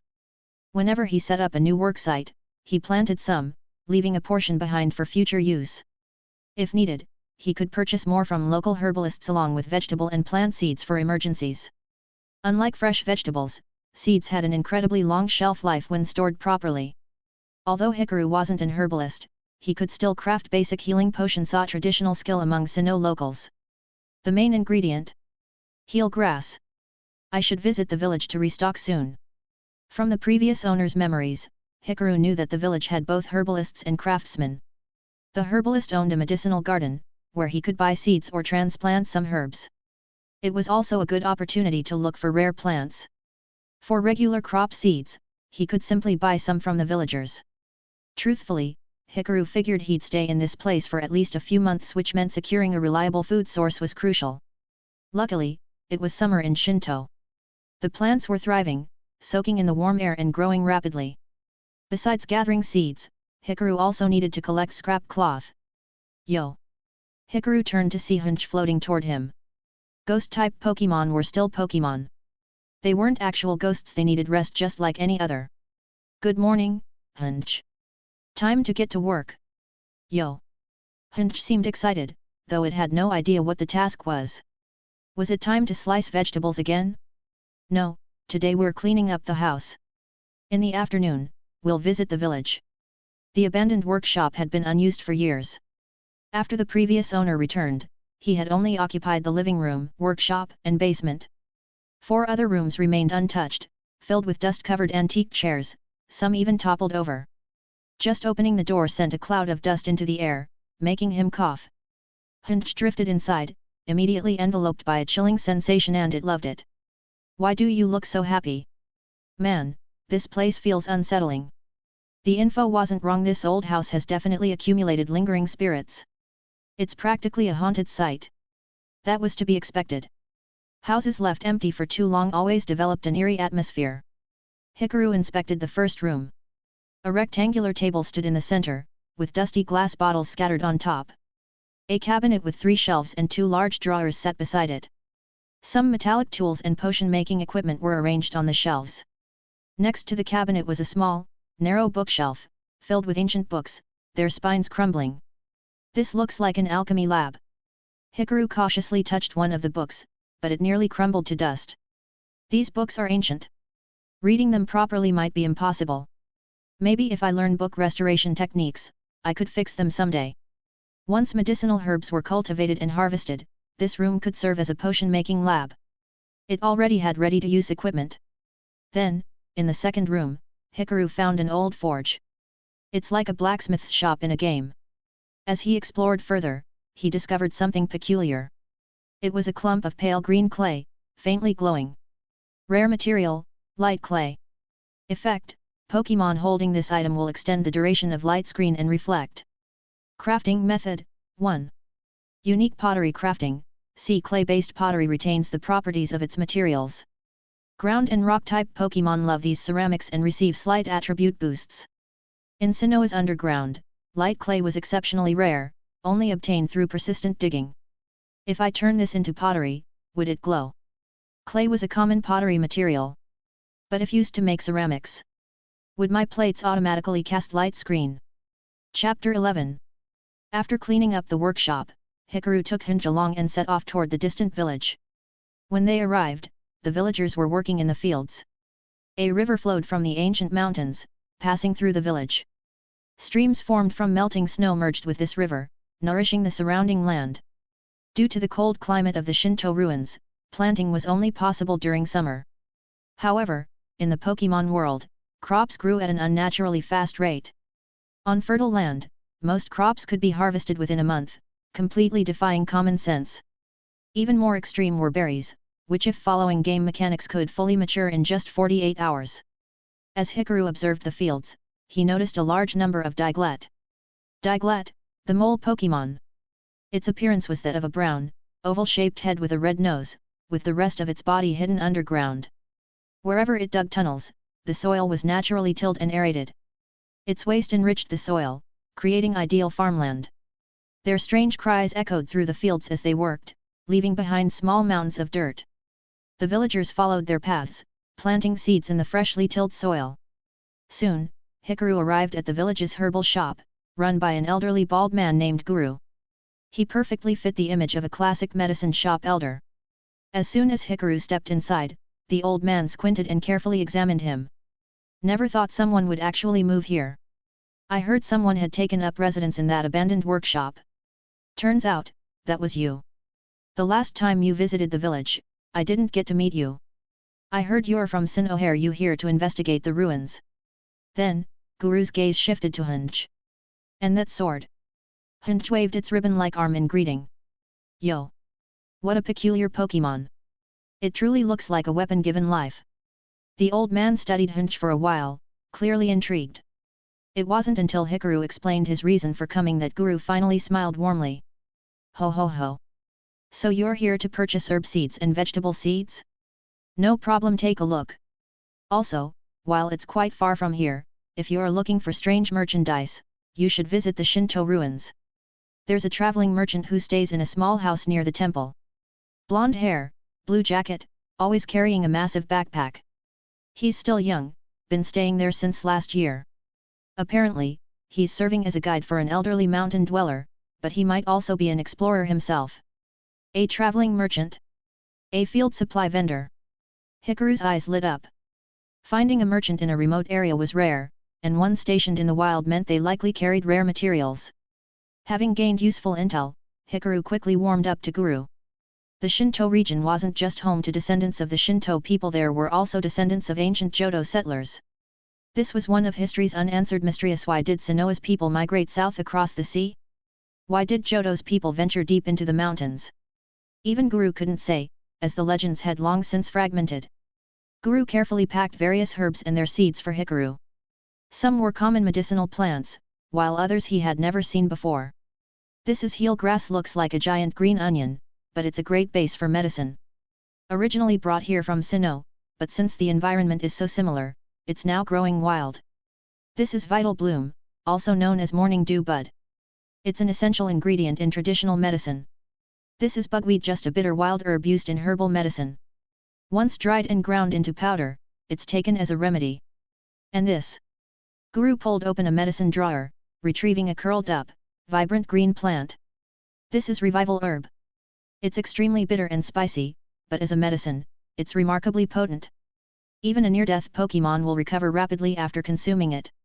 If you cultivate it, the roots will grow large. That's energy root. Revival herb is an invaluable medicinal plant. Use it wisely. Hikaru examined the various herbs. Some were familiar from the games, while others resembled real-world medicinal plants offering not just healing, but also calming effects, detoxification, and vitality restoration. Guru smiled. Medicinal plants grow quickly. Just water them regularly, and they'll sprout within days. In about a month, you'll have a full harvest. Hikaru once again marveled at the absurd plant growth rates in the Pokémon world. But the benefits were undeniable. I saw Diglett in the village.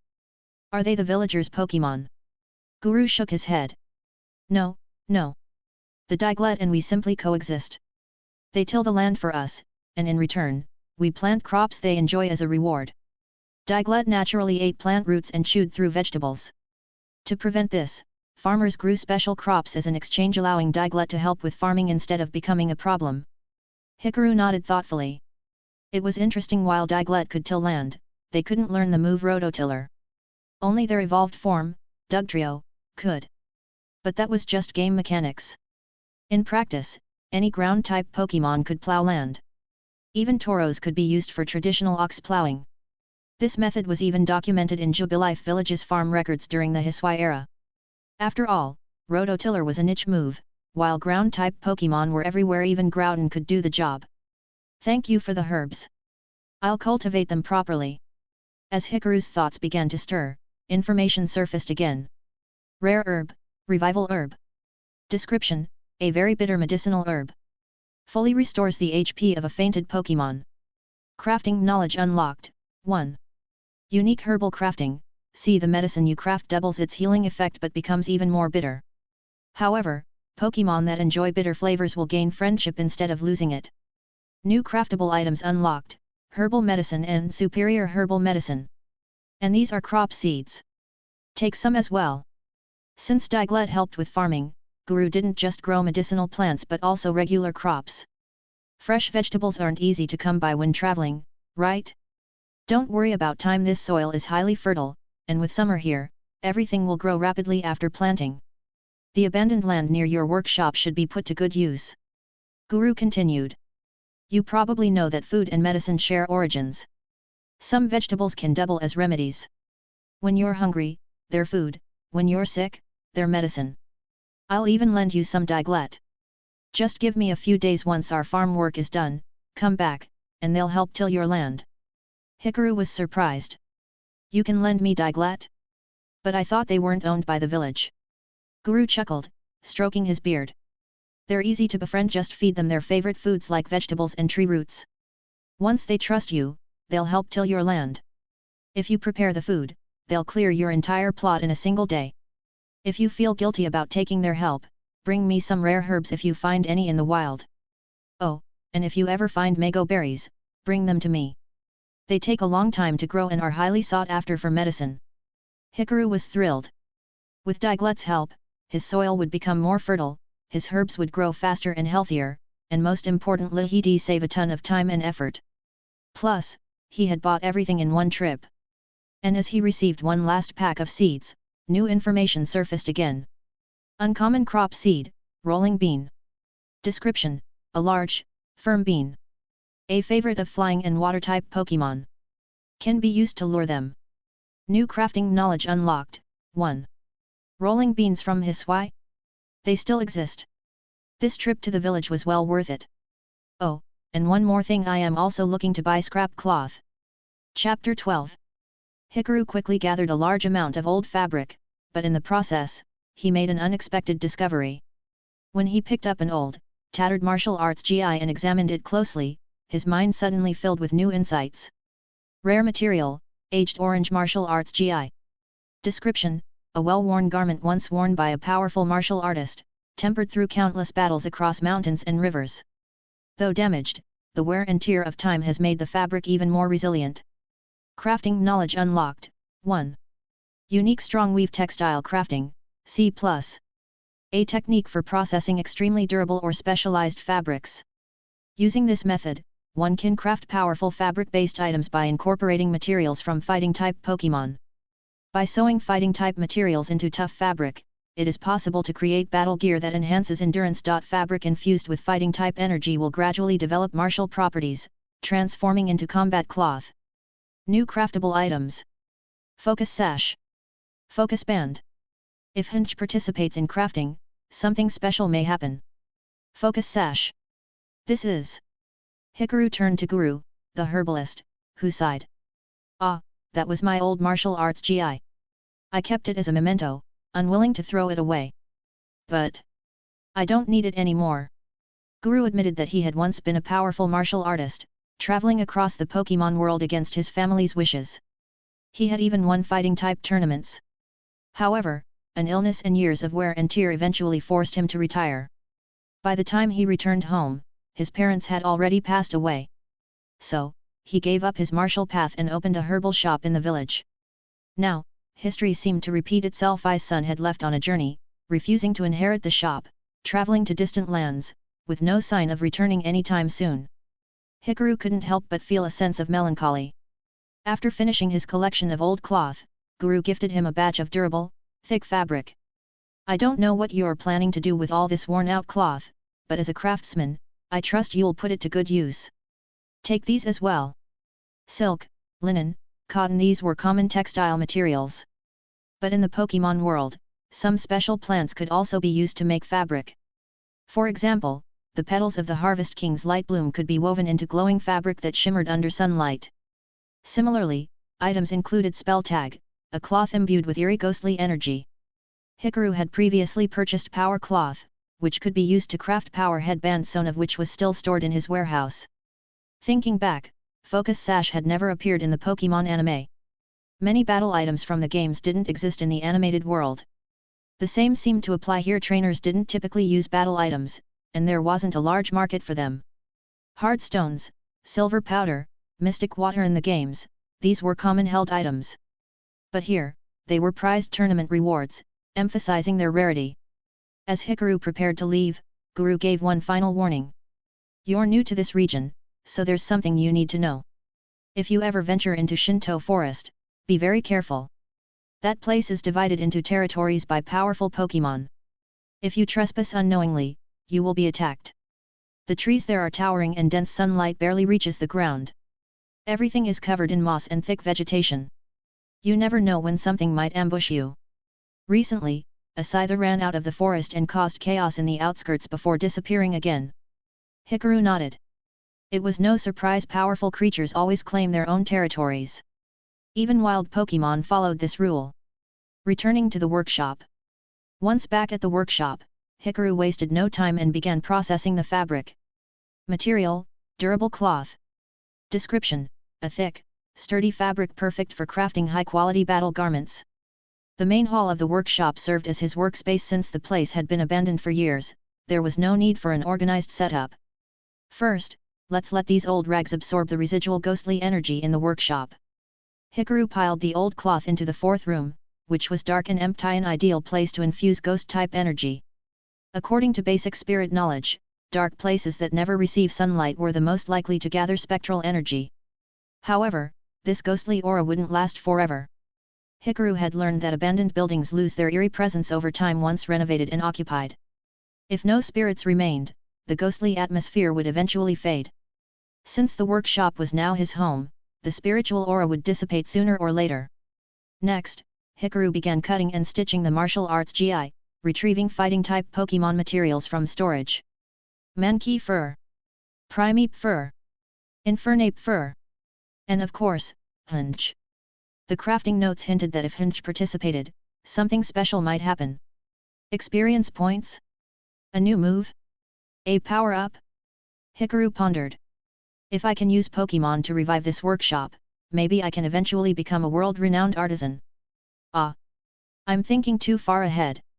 For now, I just need to sell my first products. If I craft high-quality items that satisfy customers, orders will start flowing in. Unique crafting skills must be mastered. Let's set a small goal: make a name for myself in Johto. Every trainer in Johto will want my gear. Yo! Hinge's eye flashed with determination. A sword that never cuts was meaningless. It would help build the new king's legend. Yo yo! Hunch suddenly shook its hilt, waving its blue ribbon at Hikaru. It made a dramatic declaration. Since this is a sacred moment, you must do it. That thing. Raise me like a great king declaring his oath. That's way too dramatic. Hikaru rolled his eyes. But Hunch's gaze was expectant. Eyes closed, face, fine, fine. I'll do it. Hikaru gripped the hilt, raising Hunch high into the air. Hoff, realistically, only toward the ceiling. Yo! Super cool! Hunch was satisfied. If only an artist could draw that moment. Finally, it focused on cutting fabric, while Hikaru worked on stitching. Alright, that was actually kinda cool. Hikaru muttered. After hours of work. Crafting complete. Focus sash obtained. Effect, if the holder is at full HP, they survive a fatal hit with 1 HP. Unique effect, bonded endurance. If a Pokémon shares a strong bond with its trainer, they may endure further hits beyond 1 HP. Crafting knowledge unlocked, 1 fabric processing, plus 5% efficiency. This combined the effects of Focus Band and Focus Sash. A hybrid survival item? Would Serene Grace trainers keep preaching survival, making battles endless? Meanwhile, Hunch's data updated. Hunch assisted in crafting and gained experience. Hunch leveled up. Learned the move, Endure. Gained crafting knowledge, 1 precision cutting, increases fabric cutting speed and accuracy. Yo! Hunch shuddered as an aura enveloped its blade. This was Endure. Just then, a new material surfaced in Hikaru's mind. Rare material, Mago Berry. Used to craft rare candy. Location, Celebi Shrine, Shinto Forest. Rare candy. A level up item. Hikaru was utterly astonished. This was a rare item that could boost a Pokémon's level. While levels weren't something visibly displayed in the real world, nor was there a strict concept of them, it was undeniable that Pokémon became stronger after evolving. Muku Berry, the Shrine of Celebi? Is there really a shrine dedicated to Celebi in the Shinto Forest? Right, Muku Berry was originally called the Miracle Fruit, only found on Celebi and Mew. The berries I have on hand are Wiki Berry, Leppa Berry, Pecha Berry, Blookberry, Citrus Berry, Chapel Berry, Lum Berry, and Custap Berry. The old man at the apothecary also mentioned bringing him a Muku Berry if I ever found one. But now that I think about it, it seems rather difficult to obtain. Beep beep. The computer sounded at just the right moment, pulling Hikaru's thoughts back from his fantasies. Setting aside the focus sash in his hand, Hikaru walked over to check the screen. It was a new customer email, and the sender's ID was Dragon's Emissary. How can I prevent my Pokémon from being exploited for their weaknesses? I'm looking for an item that can help with this. Do you happen to have anything suitable? That's what the message says. A wild customer appeared. Hikaru quickly typed out a reply, inquiring. What type of Pokémon are you referring to? Judging by your ID, I assume. Dragon's Emissary, dragons. Sacred creatures. However, even the mighty dragon type struggles against ice type attacks. Besides that, dragon Pokémon like Gyarados are also weak to electric moves. Hikaru, wait, isn't Gyarados not a dragon type? Dragon's Emissary, you say Gyarados isn't a dragon? Haha. Being a dragon Pokémon isn't just about having the dragon type. Wait a minute. Hikaru suddenly realized who this wild customer was. So that's ID Slants, hey. I see. In that case, I do have an item that can help Focus Sash. Have you heard of it? Hikaru sent the reply, and sure enough, the response he received was filled with question marks. Dragon's Emissary, Focus Sash? What does it do? Hikaru, even if a Pokémon is hit by a move that would knock it out in one shot, it will endure with 1 HP. Moreover, the Focus Sash I crafted personally. If the Pokémon and trainer share a strong bond, will prevent the Pokémon from fainting no matter how much damage it takes. Dragon's Emissary. What did you just say? There's no way such an item exists. Focus Sash? Are you sure this isn't just some ordinary sash with a fancy name? Hikaru, I can't prove it to you, but once you buy it, you'll see for yourself. With that, Hikaru sent Lance a picture of the crafted Focus Sash. The price is 50,000 Poke Dollars. That was the official price at the Paldea item shop. He hadn't dared to raise it a single cent. Chapter 13. Catching. 50,000 Poke Dollars earned. Although Lance didn't seem to fully believe in me, for someone of his status, $50,000 poke dollars was probably not even enough to buy one of his capes. Rumor has it that he often goes to the department store to purchase identical capes, filling up an entire wardrobe with them. As for shipping, of course, it would be handled through Blackthorn City, just like the Eviolite stones. But considering that Lance's hometown is supposedly Blackthorn City, there's a good chance he's actually in the city right now. So, would Lance end up delivering his own package? Another item sold. Perfect timing focus sash. You arrived just in time. Keep it up. There are still plenty of items to be made. The goal is to revitalize the workshop and dominate all the item shops in Johto. In the future, whenever trainers from Johto battle trainers from other regions, they must use our items. Aside from the focus sash, there were also the focus band, expert belt, and black belt. However, traditional martial arts uniforms and the materials from fighting-type Pokémon didn't include black-colored components. If the belt I made isn't black, can I still call it a black belt? With that thought in mind, Hikaru crafted a few more focus sashes before moving on to the remaining 3 items. Naturally, the first one to be completed was the focus band. Work completed, obtained focus band. Effect, a powerful band crafted from Pokémon materials and special techniques. When held, it sometimes allows a Pokémon to endure an attack that would otherwise knock it out, leaving it with 1 HP.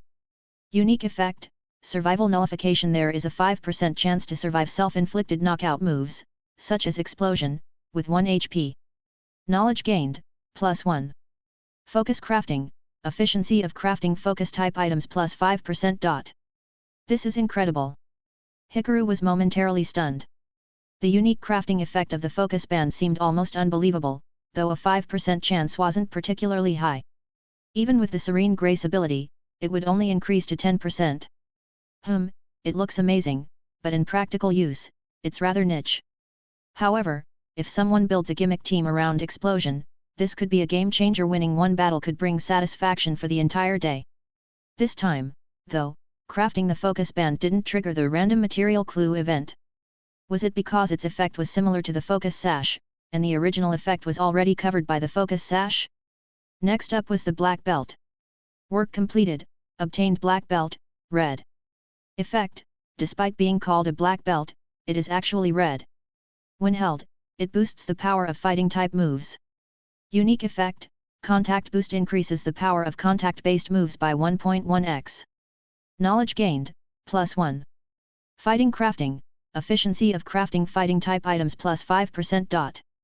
Oh, a power boost for contact moves, a budget version of Iron Fist. Plus, this effect overlaps with the muscle band. An item serving the purpose of 2 others, though not many people use the muscle band anyway. After all, in the games, choice band is the superior option. We settle for less. Speaking of choice items, it was unfortunate that he still couldn't craft the choice series yet. Meanwhile, Hunch had been assisting with the work. However, since it was performing the same type of task repeatedly, Hikaru's system displayed. Hunch assisted you in crafting an item, gaining experience and growth. Hunch leveled up. Its attack EV increased. No new moves or knowledge were gained. It seemed that repeating the same task only granted experience points and effort values. The next day, after earning a small fortune, Hikaru took out some farming and clearing tools from the workshop, preparing to tidy up the overgrown, debris-filled land. And when it came to this kind of work, Hunch was very eager. Yo! To Hunch, weeds, rocks, and branches were the perfect targets for testing its blade. You want to help? Oh, that's great! Hikaru was delighted to see Hunch so enthusiastic. Pointing at the overgrown weeds, he said, let's start by clearing these out. He then bent down to pick up some branches. Yo! Hunch wasted no time. Spinning once in the air, its blade smoothly unsheathed itself. The sheath was gripped by its blue ribbon-like arms as its eye grew focused. Floating to a patch of tall grass, its blade vibrated with energy. With a swift, white glowing slash, the grass was instantly cut clean. Wait, is that cut? Hikaru felt a sense of nostalgia watching the move. In earlier generations, cut was used to clear patches of tall grass on the map. Cut can clear grass and branches. And Fury Cutter, being a bug-type move, is super effective against grass types. As Hikaru watched, Hunch slashed through the weeds effortlessly. Eventually, it transitioned from cut to Fury Cutter. Since Fury Cutter increases in power with consecutive hits, the white glow on Hunch's blade grew stronger with each slash. Eventually, a single sweeping motion could clear a huge patch of grass. Yo! Hunch seemed exhilarated. Cutting grass was way more satisfying than cutting wooden stakes. This was true mowing. By the time the land was cleared, Hunch had learned a new move, false swipe. It had been a fulfilling day, and Hikaru recorded everything in his notebook as part of Hunch's observation log. Learned moves: cut, screech, metal sound, slash, tackle, auto-tomize, shadow sneak, substitute, aerial ace, false swipe, rest. It had been a productive daytime for some well-earned rest. Chapter 14. For the next 2 days, Hikaru and Hunch continued working on clearing the land, not venturing anywhere else. On the morning of the third day, a group of Diglett suddenly appeared near the cleared land and began calling out to Hikaru. Today was June 11th, and the weather was clear. Dig, dig. The Diglett were here already? Did the farming work in the village conclude? This caught Hikaru by surprise, but an even more unexpected event followed suddenly. The ground swelled, and 3 round, brown heads emerged from the soil. Digyu. It was Dugtrio. Dugtrio, the trio of Diglett siblings, were specialists in teamwork.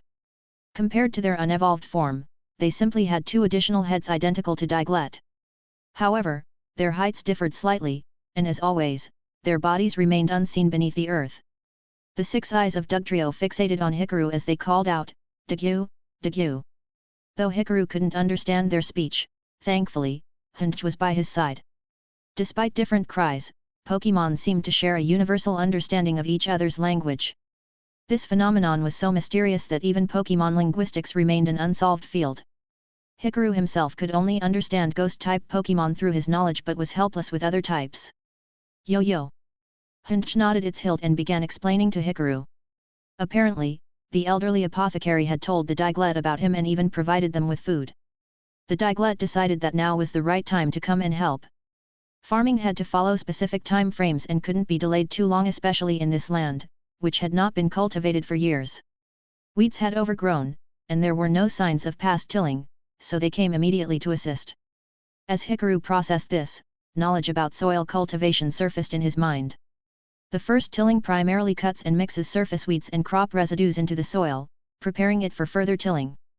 For softer soil, fewer tilling sessions are needed, whereas harder or compacted soil requires additional passes to ensure even mixing and refinement. At the same time, Dugtrio's plowing could turn the land into soft soil, ideal for growing berries. However, if not regularly tilled or fertilized, it would soon revert to normal soil. This was knowledge from the planter's field of study. Diglett are natural agricultural experts. There are very few Pokémon that can match their understanding of soil. Hikaru murmured, expressing his gratitude to Dugtrio. You're a huge help. I didn't realize you were natural-born farming masters. Amazing. Digyu. Digyu too. Dugtrio puffed up with pride at Hikaru's compliment. Their calls seemed to say, no big deal. We do this every year and be so impressed. The Diglett were in high spirits as they quickly got to work, plowing the soil with enthusiasm. Dugtrio had brought along over a dozen Diglett, and together, they sang their Diglett song while tirelessly burrowing and tilling the land. Meanwhile, Hikaru prepared food for them. There were some general supplies, as well as berries and specialized Pokémon food. The previous owner of this place had carried Pokémon food when exploring the wild, either to bribe wild Pokémon or to distract them long enough to escape. In an emergency, humans could eat it too.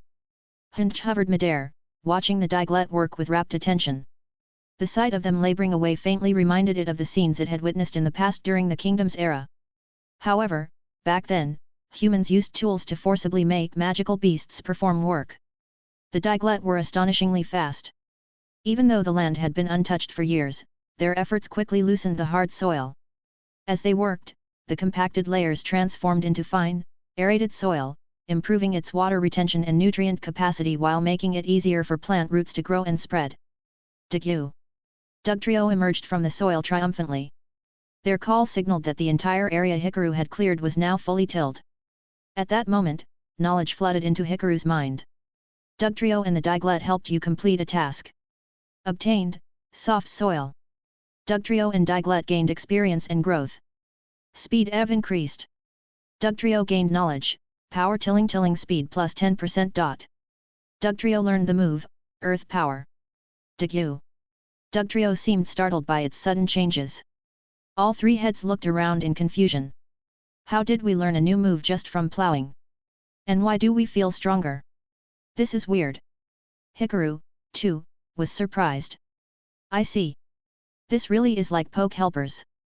As long as Pokémon assist in tasks, they gain experience and grow over time. The growth here likely refers to level UPS and EV increases. After finishing their meal, the Diglett happily burrowed away, leaving as cheerfully as they had arrived. In just a short time, the barren land had transformed into a fresh field of rich, tilled soil. Hikaru and Hunch continued clearing leftover rocks and branches, even using some of the branches to create simple partitions for different crops. The herb section revival herb, energy root, heal powder, and pesticide weed. The berry section fertilizer will be ordered online. Seeds were categorized and planted accordingly, including beach carrots, rolling beans, royal leaves, and heal powder. Some transplanting was also completed. Revival herbs were reburied, as these potent medicinal plants primarily reproduce through their sturdy rhizomes, also known as energy root. By utilizing its regenerative properties, the revival herb could be propagated through rhizome division, cutting horizontal root sections into smaller segments, each containing 3-5 buds for separate cultivation. Through continued planting, Hikaru's planter's knowledge passively accelerated growth, making the crops healthier and more vigorous than their counterparts.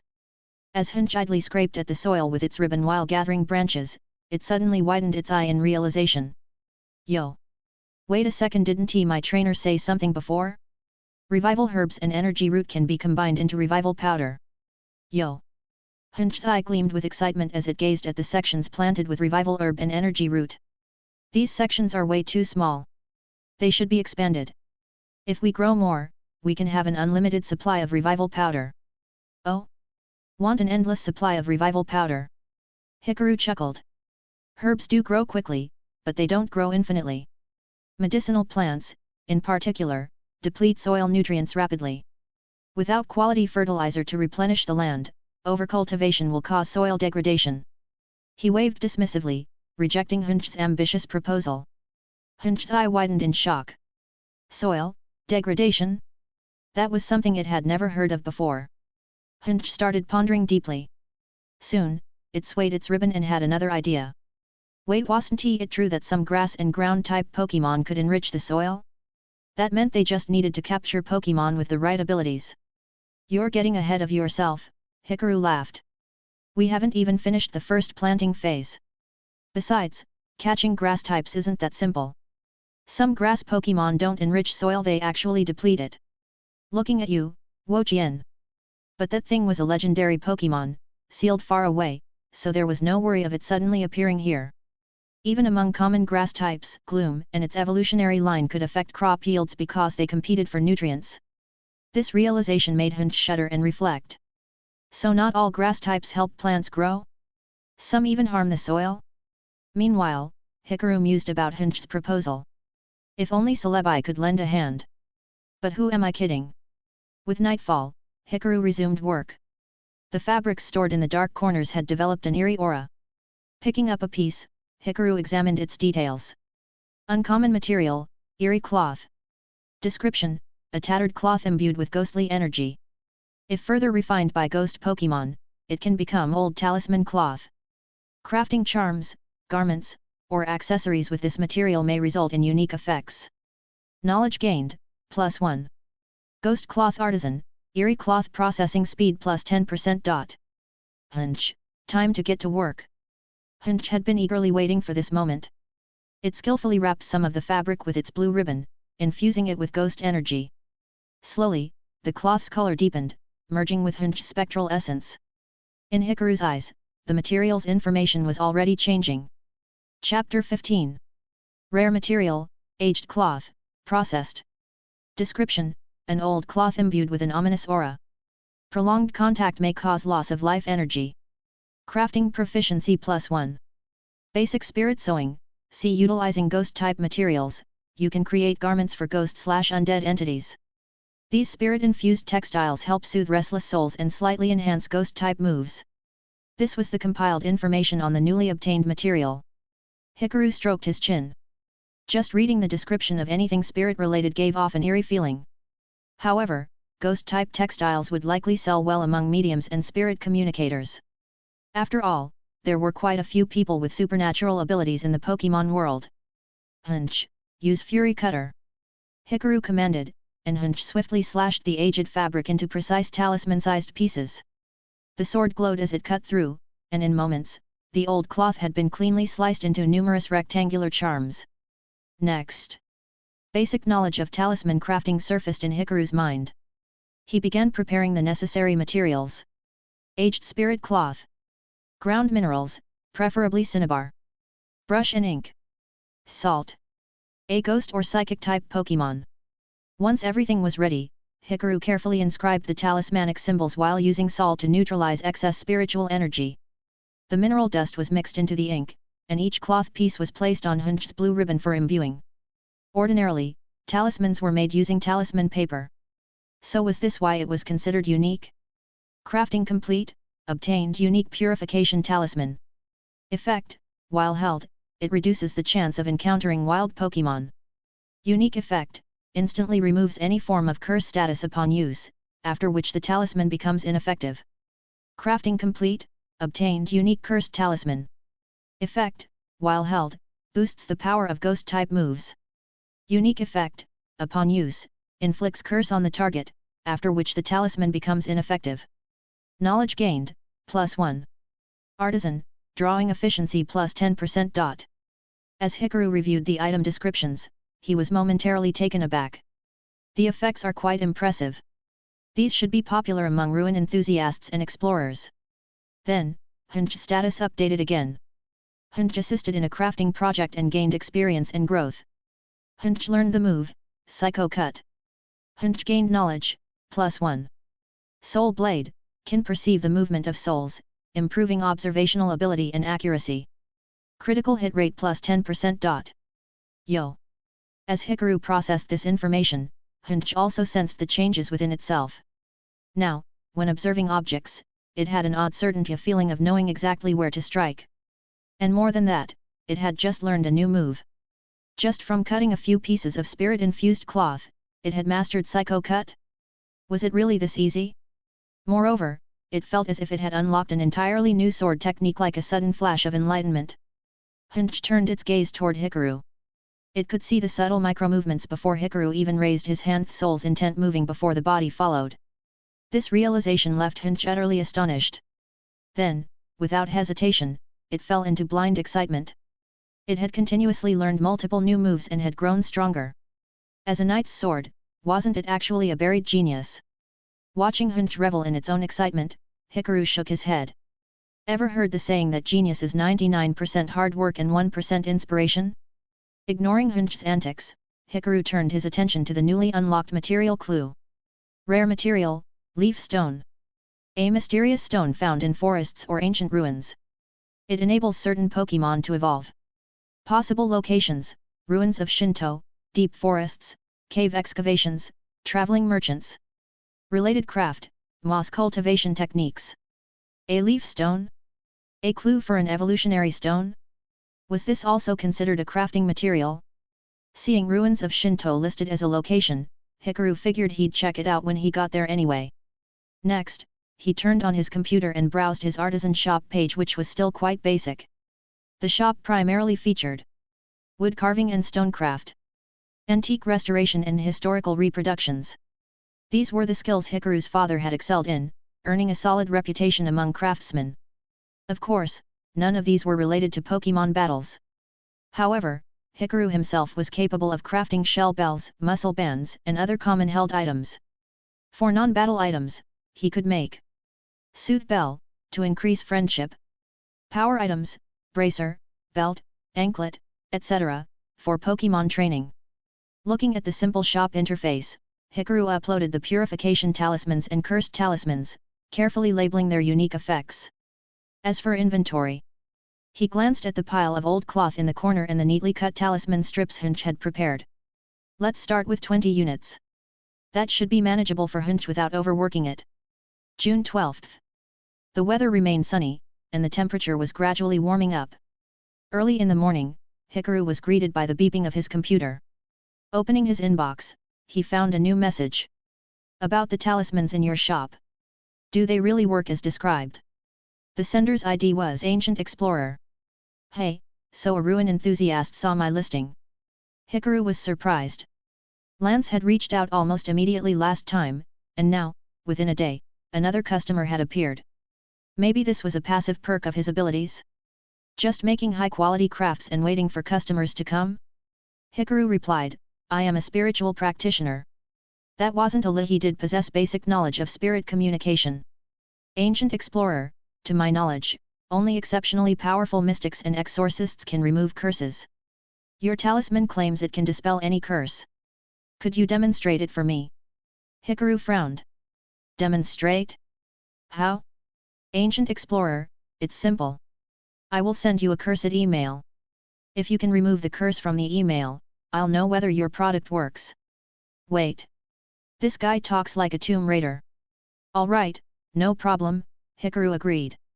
Ancient Explorer, I used my Jengar to attach the curse. Be careful, Jengar's curses are mischievous and frightening in nature. A moment later, an email filled with complete gibberish arrived. The instant Hikaru looked at it, his vision was swallowed by darkness. A grotesque, oversized Jengar face seemed to stretch out from the screen, lunging toward him. Its wide, toothy grin expanded unnaturally, laughing in eerie echoes. Jengar. Jengar had used Nightshade. A chilling, ghostly presence filled the air. It was said that Jengar steals body heat from its prey. When one's shadow stretches unnaturally under a street lamp, it's because a Jengar has merged with it. If you suddenly feel an eerie chill, a Jengar might be cursing you. Yo! Hunch saw the phenomenon and instinctively drew itself, charging forward. A swift shadow sneak slashed into the Nightshade. Ghost vs. Ghost super effective. Wait, don't attack. Hunch, stop. This is a customer. Hikaru hurriedly stopped it. Hunch froze midair, utterly confused. Yo? Yo! This thing just attacked you, and you're calling it a customer. It's just their way of verifying the product, Hikaru explained, completely unfazed by the Nightshade. On the other side of the screen, Jengar wore an odd expression. Its wide grin twisted in confusion. Hikaru retrieved a purification talisman while Jengar activated curse. Whoosh! The talisman's glow enveloped Jengar's shadow, wiping away the curse. Yee! Jengar! As the talisman disintegrated, the Nightshade dissipated, and the email returned to normal. A moment later, Hikaru received another message. Amazing! My Jengar just told me what happened. Your talisman is truly effective. I've never seen Jengar react like that. Curse completely removed.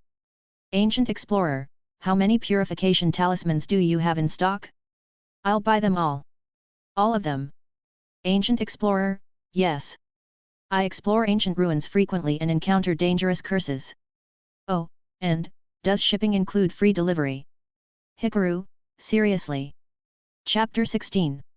Normally, cross-regional logistics don't include free shipping. But to attract new customers, I have to take this loss. No, I mean, I have to cover this expense myself. Fine, free shipping it is. She bought 20 at once anyway. The shipping fee is nothing compared to the total price. I sell each talisman for 8,000 after all. The talismans were sold out in an instant, bringing in a revenue of 160,000. However, this money would only be credited to my account through the League's platform once the goods were delivered to Unova. Looks like I'll have to work overtime to make more talismans for the next batch. But who on earth buys 20 talismans at once? Is she planning to go to war with vengeful spirits? Or is she using them as throwing darts? An archaeologist? Ha, she might as well be a Tomb Raider. With a silent complaint in my heart, I put on my clothes, grabbed my large storage backpack, and packed it with a folding shovel, a lighter, carving tools, instant food, and a few berries. My hunch floated beside me, and I pushed open the door. Today's task was to visit the ruins of the sacred capital to collect rune stones. But before heading out, I decided to check on the field. The seeds had already sprouted. Generally, seeds take 3 to 10 days to germinate, with warmer climates speeding up the process.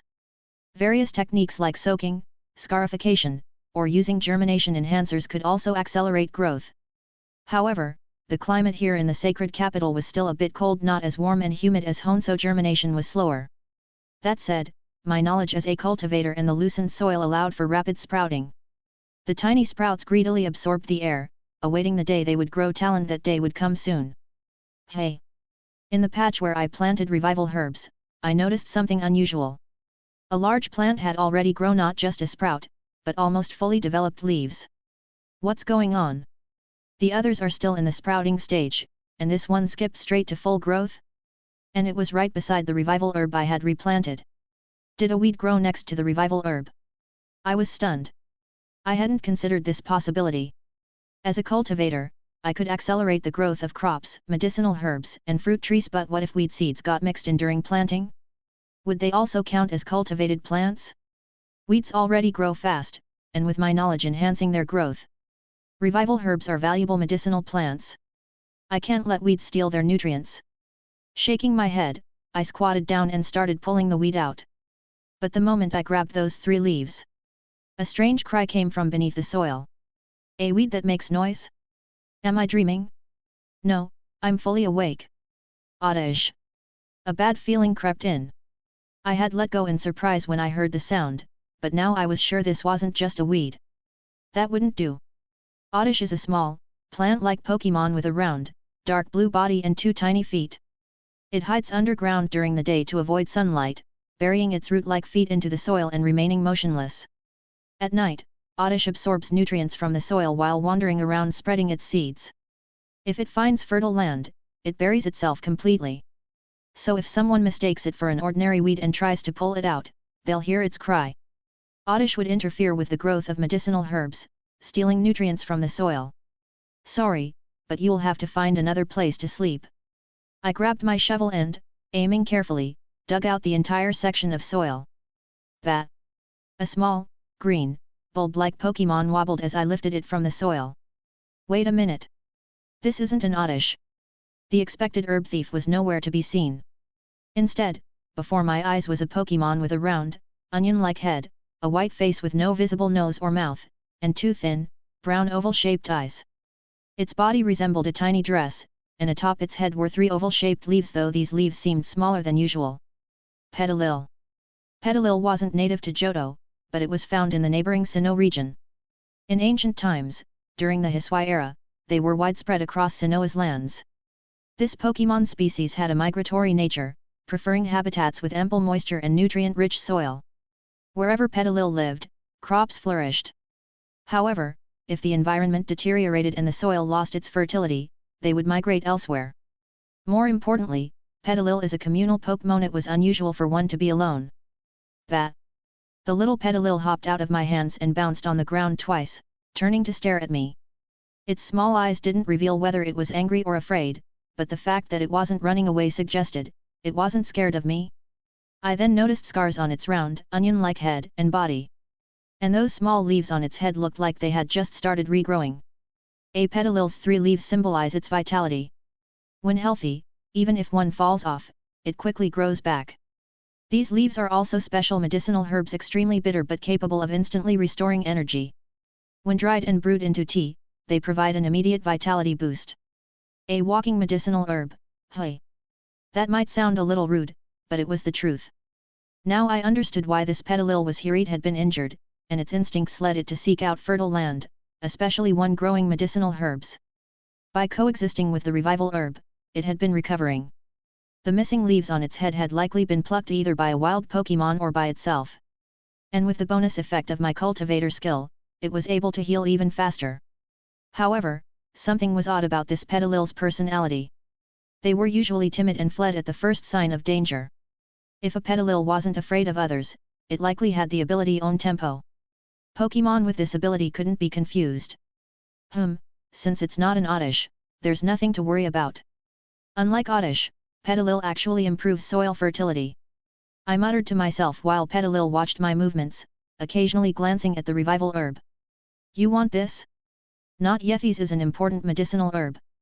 If I use it now, I won't be able to grow more. I need the revival herb to mature, with stronger and more abundant roots. I explained.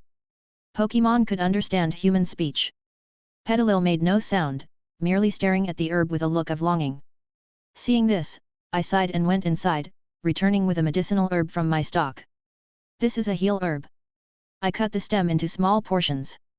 It's not as effective as a revival herb, but it works well for external injuries. And these eerie hurt, aren't you? I took out some medicine ointment, similar to a spray-type potion. Petalil didn't move, seemingly realizing I had no ill intentions.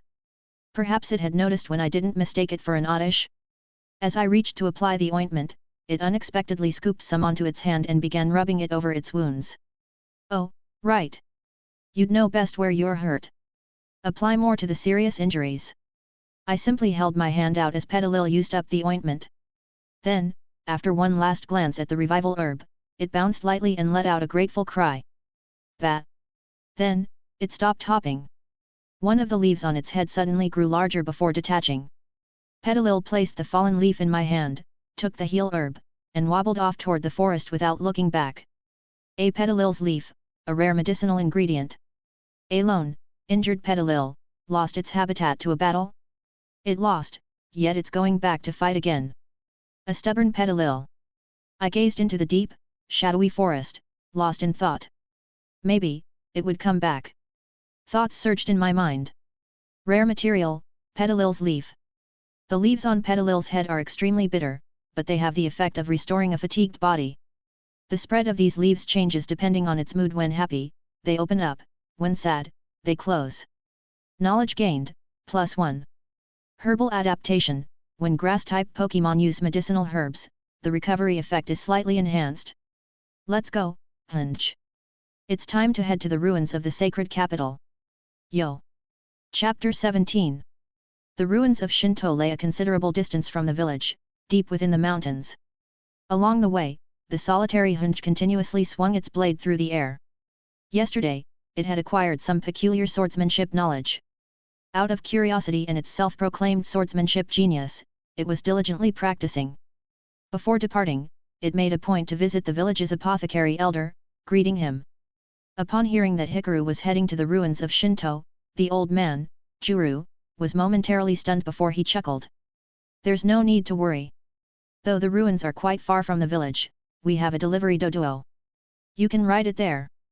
So, since you're heading to the ruins, could you also deliver some goods along the way? Dodo? Oh, right. There was indeed a delivery dodo in the village. Dodo is a common riding Pokémon, resembling a two-headed kiwi bird. Due to its short feathers, it isn't adept at flying. Instead, it has highly developed legs, allowing it to run at speeds of up to 100 km per hour. Deliver goods. Hikaru was puzzled. Juru nodded. I should have mentioned this before. The ruins of Shinto have a small cabin up in the mountains, where an elderly man resides. Everyone calls him Mountain Grandpa. He lives with an Abra, and sometimes, outside researchers and explorers also stay in his cabin. The place is located in the snow valley, where snow never melts, forming thick snow walls. Only for 2.5 months each year does it stop snowing, making it an extremely cold environment. He is the guardian of the ruins.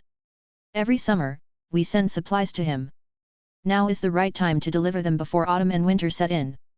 Otherwise, we'd have to leave the supplies outside the valley, and Abra would teleport them in. Hikaru understood. Juru's explanation aligned closely with what he had seen in the game.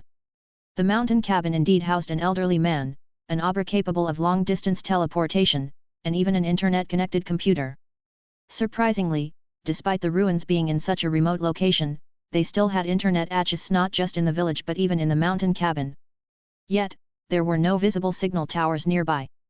The power of science is truly incredible. At the same time, Hikaru recalled that the mountain cabin should also house a rather eccentric guide who frequently said "Oya, Oya." However, since his default character model was that of a hiker, his true identity remained a mystery. Juru had mentioned this guide before, describing him as a blonde-haired merchant carrying a massive backpack. His appearance wasn't too different from the traditional hiker archetype. Blonde hair. Could he be one of those Alolan hikers who wears a green hat? This is great. With Doduo, the travel time will be significantly reduced. Hikaru accepted Juru's request to deliver the supplies. Together, they left the apothecary and called over a villager who was preparing to make a delivery. This Doduo was noticeably large and slightly plumper than an average one. Haha, this one is quite sturdy, isn't it? It wandered into the village after struggling to find food. Since it has a big appetite and our village has ample food supplies, it decided to stay. Thanks to its strength, it can carry more goods than most Pokémon. The elder patted Dodo's body, and the two heads let out cheerful cries. Dodo. Having free food and shelter, without needing to worry about wild predators suddenly needing to make deliveries in exchange for a stable life, what a great deal. Hunch floated in front of Dodo to greet it. Yo! Although it wasn't as impressive as the king's mount it had seen before, its size was still acceptable. As a helper, it would definitely be reliable. Hunch evaluated it on its own terms, while Dodo tilted both heads in confusion. Its round black eyes were filled with puzzlement. Then, out of curiosity, it pecked at Hunch. Yo yo yo yo! Hunch shrieked in an ancient dialect, thoroughly startled and slightly furious. How rude! Does it have to peck everything it sees? Has it never seen a flying sword before? Dodo, Dodo! How did those sounds even combine into words? Hikaru sighed upon hearing Hunch's outburst. While the surrounding villagers couldn't understand what it was saying, Hikaru could. All right, let's go. He grabbed Hunch's hilt and mounted Dodo. The supplies were strapped onto the Pokémon's fluffy sides and back, secured with a specially designed bird saddle, while reins were tied to both of its beaks by the villagers. Hikaru found this setup strangely familiar. After a moment, he realized why. Isn't this the same design as Yellow's Dodo? In terms of individual size, Yellow's Dodo was also on the larger side. In contrast, in the anime, Gary's Dodo was quite small, almost stunted. Hikaru mounted Dodo, while Hunch slid into his backpack. From a distance, he looked like a swordsman riding a two-headed, chubby bird, a rather peculiar sight. Dodo's speed was astonishing.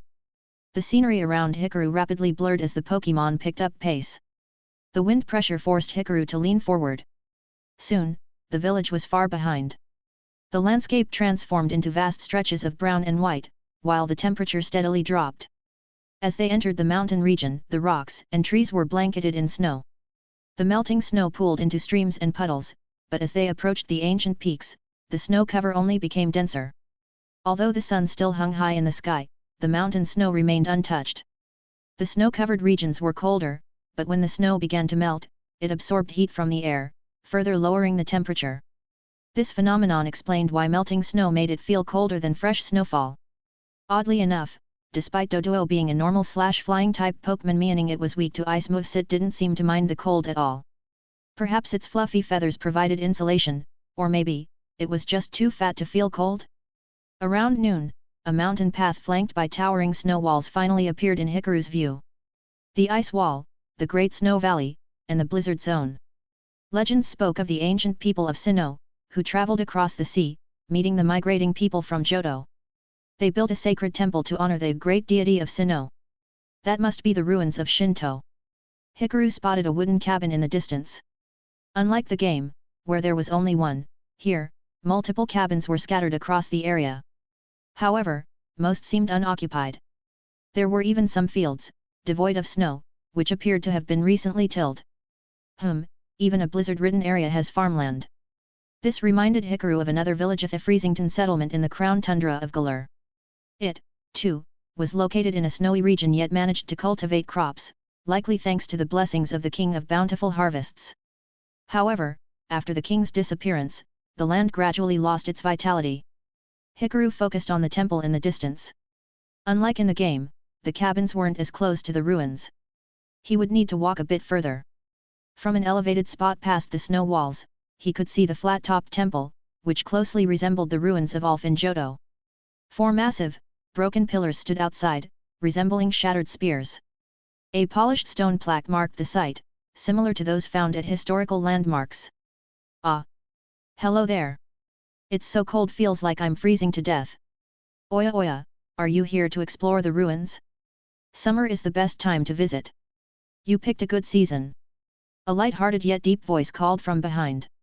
A wooden door creaked open, revealing a figure that looked like a hiker, yet more like a backpacker. Although he resembled a hiker, his attire. Hikaru's eyes widened before quickly masking his expression. This man, resembling Sinnoh champion Cynthia, was none other than Valo. End of chapter. Check out my Patreon for plus 20 extra chapters on all my fanfics. www.patreon.com/Zalum. Plus 500 power stones equals plus 1 extra chapter. Chapter 18. An Arceus fanatic, known as Alpaca Bro, the ancient version of Cynthia. And he's still alive, unchanged? He must be over 100 years old by now. But then again, the Pokémon world does have some individuals who achieve longevity through various means. Did Volo find a way to live forever too? Or was he always immortal? This was one of the long-standing questions among players, as Volo, after being defeated by the protagonist during the Hisui era, had once proclaimed in a fit of desperation. One day, I will unravel every single mystery of the Pokémon legends in Hisui. And I will meet Arceus. No, I will make it submit to me. No matter if it takes years, decades, or even centuries, I will not stop. This statement led many to believe that Volo had already lived for an exceptionally long time. He also had a rather familiar relationship with Kajita, a character speculated to be a human avatar of Arceus, although Volo himself never seemed to realize her possible divine connection. Moreover, Volo, Kajita, and Cynthia all bore striking resemblances to one another. Volo was likely Cynthia's ancestor, while Kajita's true identity remained shrouded in mystery. If Volo was the ancient Cynthia, then Kajita was Cynthia in her primal form. Perhaps the ancient people of Sinnoh were never meant to have normal lifespans in the first place. I'm a craftsman from a nearby village, sent by the villagers to deliver supplies. Of course, I do have some interest in the ruins of Shinto. Hikaru pushed aside his wandering thoughts and focused on the conversation. He brought Doduo to the front of the cabin, tying its reins to a pillar. The bird curled up into a resting position, closing its eyes as if preparing for a nap. Your clothes don't match those of a village craftsman. Did you move here from another region? I never thought someone would actually settle in this forgotten land of Shinto. Volo chuckled. Naturally, an outsider's clothing was completely different from that of the villagers. His gaze then landed on the hunch peeking from Hikaru's back. Oh? That's a Pokémon I haven't seen before. Yohunch glanced at Volo with mild curiosity. A traveling merchant, hey? This guy definitely has some rare treasures. Volo led Hikaru into the largest wooden cabin, where an elderly man and an Abba resided. In the game, once the protagonist arrived in the ruins of Shinto, they could use this elder's Abba to teleport home. Grandpa, the village has sent you supplies. Hikaru couldn't help but smirk when he heard Volo refer to the mountain elder as Grandpa. Considering Volo was likely far older than him, it was amusing to see him pretend to be young. Though, on second thought, Volo might actually be younger than the elder. If this old man was also a descendant of the ancient Sinnoh people, then his presence here made sense. A normal person wouldn't choose to live in such an isolated ruin. Since he was its guardian, he must have a deep connection to this place. Oh, thank you. But I don't think we've met before. Are you a new ruins investigator? Ah, actually, a well-known team of researchers from Johto was here about 2 months ago. They were investigating connections between the ruins of Ulf and this place. But in the end, they didn't find anything useful.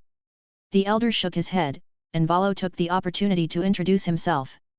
My name is Volo. I'm just an insignificant merchant passionate about history and mythology. My love for ancient knowledge led me here, and for now, I serve as a guide for mountaineers and explorers of these ruins. There aren't many ruin researchers who visit this place. It's not easy to reach alone. From late spring through all of summer, the blizzards stop, making it the only viable time to travel here. But once summer ends, while the distant villages may still see autumn, here, the snowfall begins immediately.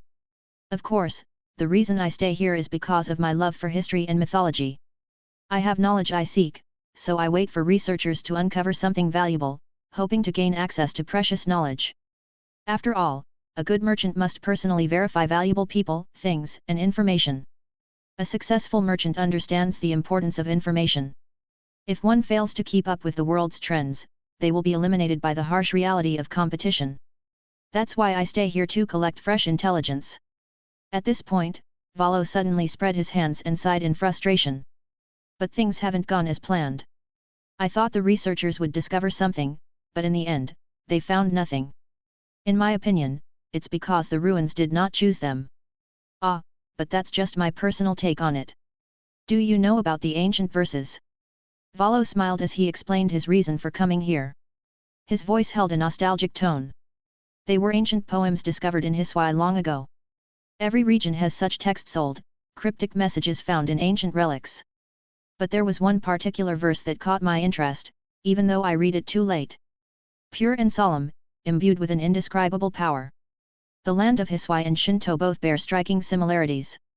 The verse specifically mentioned the land of Shinto, which made me believe this place contained ruins related to my research. But at the time, I was still in Sinoha. Hisui is the old name for Sinnoh. You might not have heard that term before. In the myths of Shinto, ancient people received life from Pokémon and entrusted their lives to them in return. As a result, humans and Pokémon shared even deeper bonds than they do now. Every action people took was intertwined with Pokémon's power.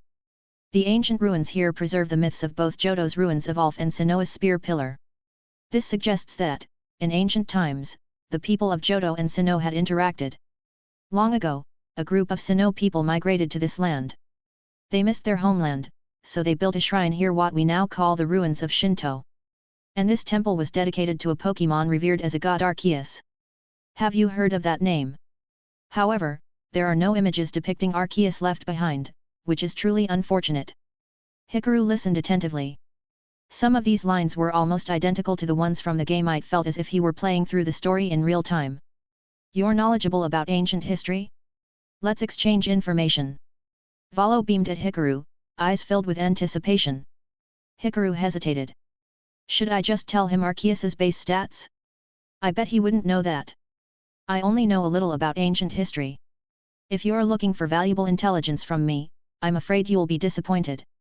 Though, I did read some ancient mythology books in Sinnoh's Canalave library, but they were just stories.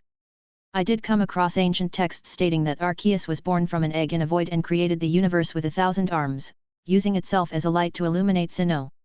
The people who migrated here brought unique traditions to Johto, such as performing ritual dances to honor legendary Pokémon.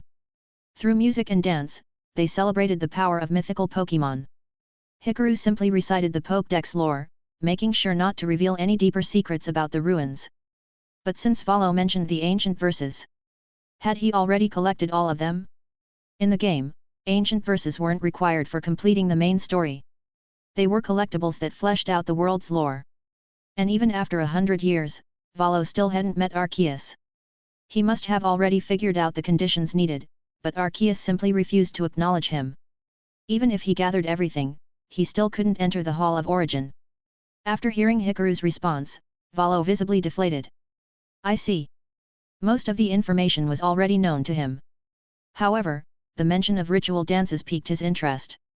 Perhaps it was worth investigating Johto further. And also the mission of ruins in Sinnoh.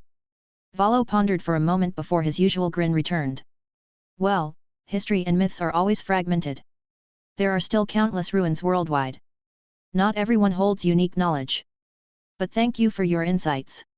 Even without proof, hearing a different legend is still worthwhile. By the way, have we met before? Valo suddenly looked contemplative as he studied Hikaru. For some reason, talking to you gives me a strangely nostalgic feeling. Hikaru shook his head. No, I don't think we've met. I only arrived here recently. If we did cross paths, it must have been somewhere in Sinnoh, just briefly. Valo nodded thoughtfully. Perhaps. Maybe we simply had a fleeting encounter somewhere before. Speaking of which, since you're a craftsman, would you like to buy some rare materials? I've traveled across all of Sinnoh, and I have some truly valuable goods. Here we go. Hikaru had been humoring Valo partly to see if he had any rare materials. Oh, and speaking of materials, I happen to have something truly mysterious. Valo's eyes gleamed as he reached into his bag and pulled out a stone tablet. I found this near the ruins of Shinto. The slab was deep red, small enough to fit in one hand. One side was smooth and blank, while the other bore faint, ancient inscriptions. This is an ancient plate of unknown origin. Similar ones have been discovered in my homeland. If given to a Pokémon, it seems to enhance certain elemental moves.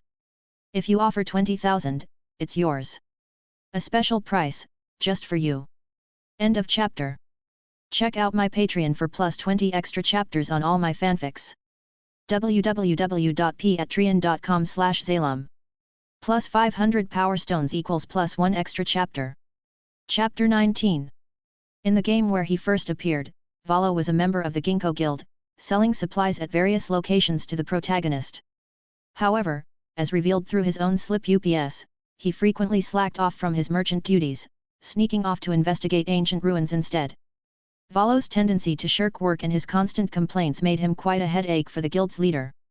Despite that, he played a crucial role in guiding the protagonist toward acquiring the plates, all in pursuit of his own ambitions, though in the end, he was thoroughly defeated on the spot. Hikaru immediately recognized the plate's type. The deep crimson color, it was the Draco plate. Oh? You recognize this plate? Valo narrowed his eyes, carefully studying Hikaru's expression. That nagging feeling that he had seen Hikaru somewhere before was growing stronger, yet no matter how hard he tried, he couldn't recall when or where. In the past, only the chosen ones could obtain the plates. But in this era, they seemed to be scattered into the hands of various people, passing from one owner to another. Their numbers also seemed different from before. It was said that similar plates had been appearing in various regions, and in Sinnoh's Grand Underground, explorers had occasionally unearthed them. While Valo was lost in thought, Hikaru was contemplating something else.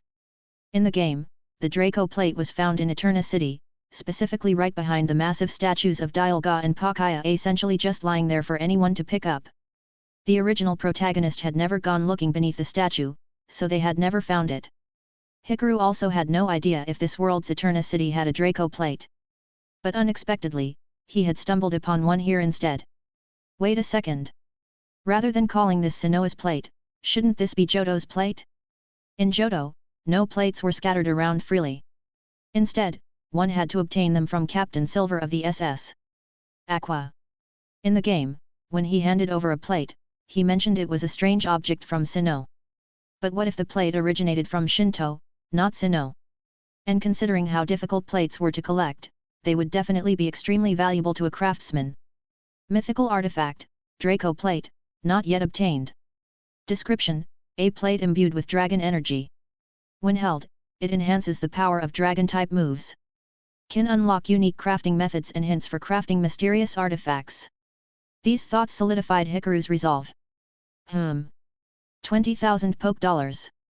Could you give me a discount? Hikaru suddenly spoke, snapping Valo out of his own thoughts. Hearing the request for a discount, Valo scratched his cheek, looking slightly embarrassed. Huh? This is a special item, you know? No matter how you look at it, an item that enhances a Pokémon's move power should be worth at least this much. Hikaru shrugged. If you lower the price, I can provide you with some high-quality items next time. I guarantee you'd be able to sell them for even higher prices. I am a craftsman, after all. Giving me a small discount shouldn't be a problem, right? Valo stroked his chin, weighing his options. But he didn't deliberate for too long. Soon, he nodded.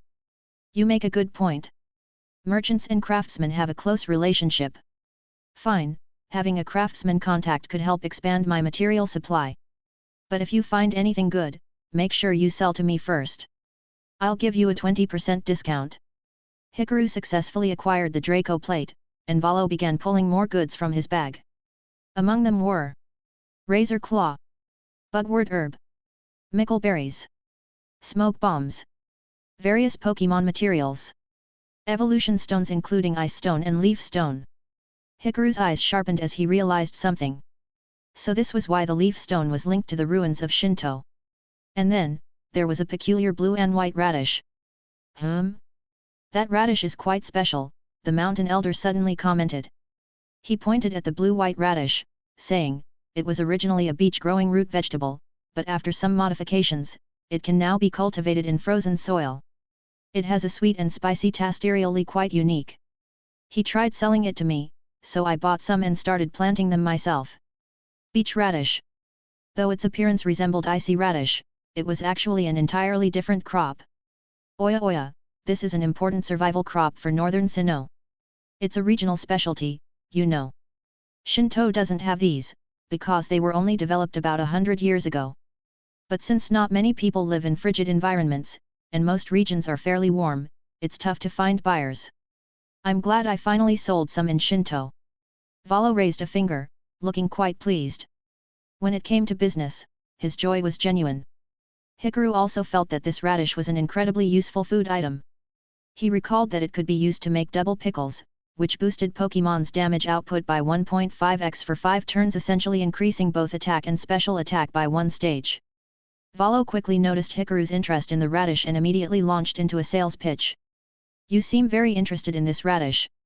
Let me tell you a secret: most modern Sinnoh people don't even know about its special use. If you combine it with tough salt, crunchy beans, and a king's leaf, you can ferment it into double pickles. Feeding this to a Pokémon will make them incredibly powerful.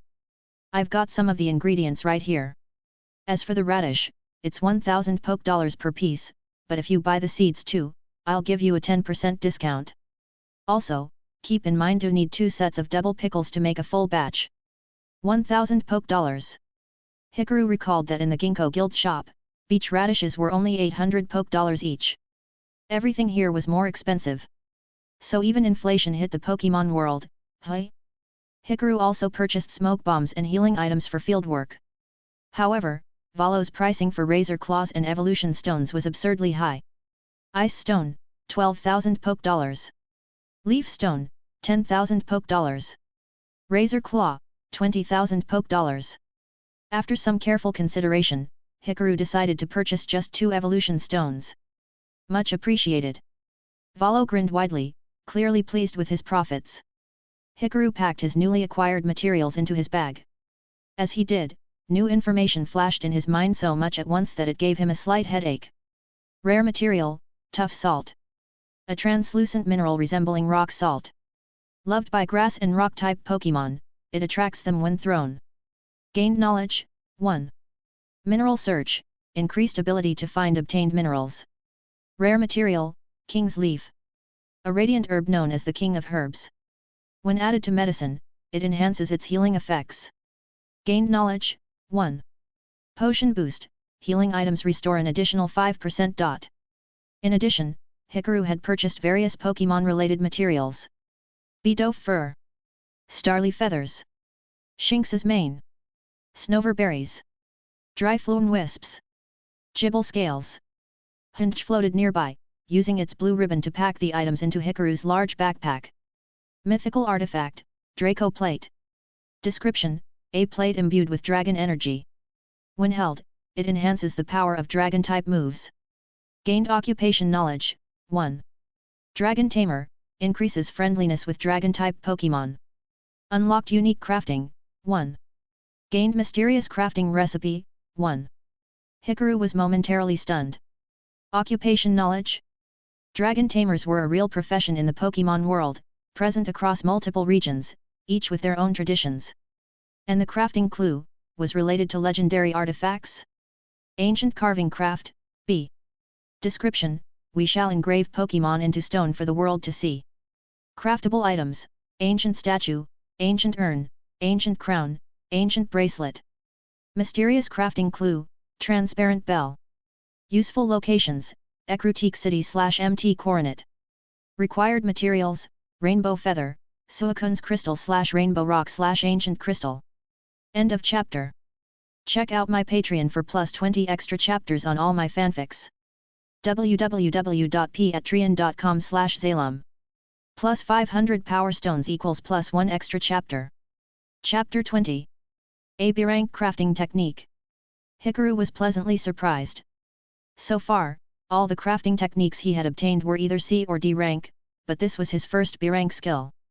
He was eager to find out what incredible artifacts he could create with it. And sculpting? Hey? One of his family's traditional skills happened to be carving, so this technique would surely improve his craftsmanship. As for the mysterious artifact recipe, it did not disappoint. The clear bell was a legendary item in the games, used to summon Suicune or Ho-Oh, and it was considered a precious ancient relic. However, the materials needed to craft it made Hikaru fall into silence. How do you create the clear bell? Find Suicune and Ho-Oh. How do you find Suicune and Ho-Oh? Create the clear bell. Was this some kind of infinite loop? As for the crafting technique itself, it would probably unlock automatically once he gathered the necessary materials or obtained related knowledge. In the game, Ecruteak City did not have a known bell craftsman, but if anyone knew something about it, it would probably be the 5 kimono girls at the Ecruteak Dance Theatre.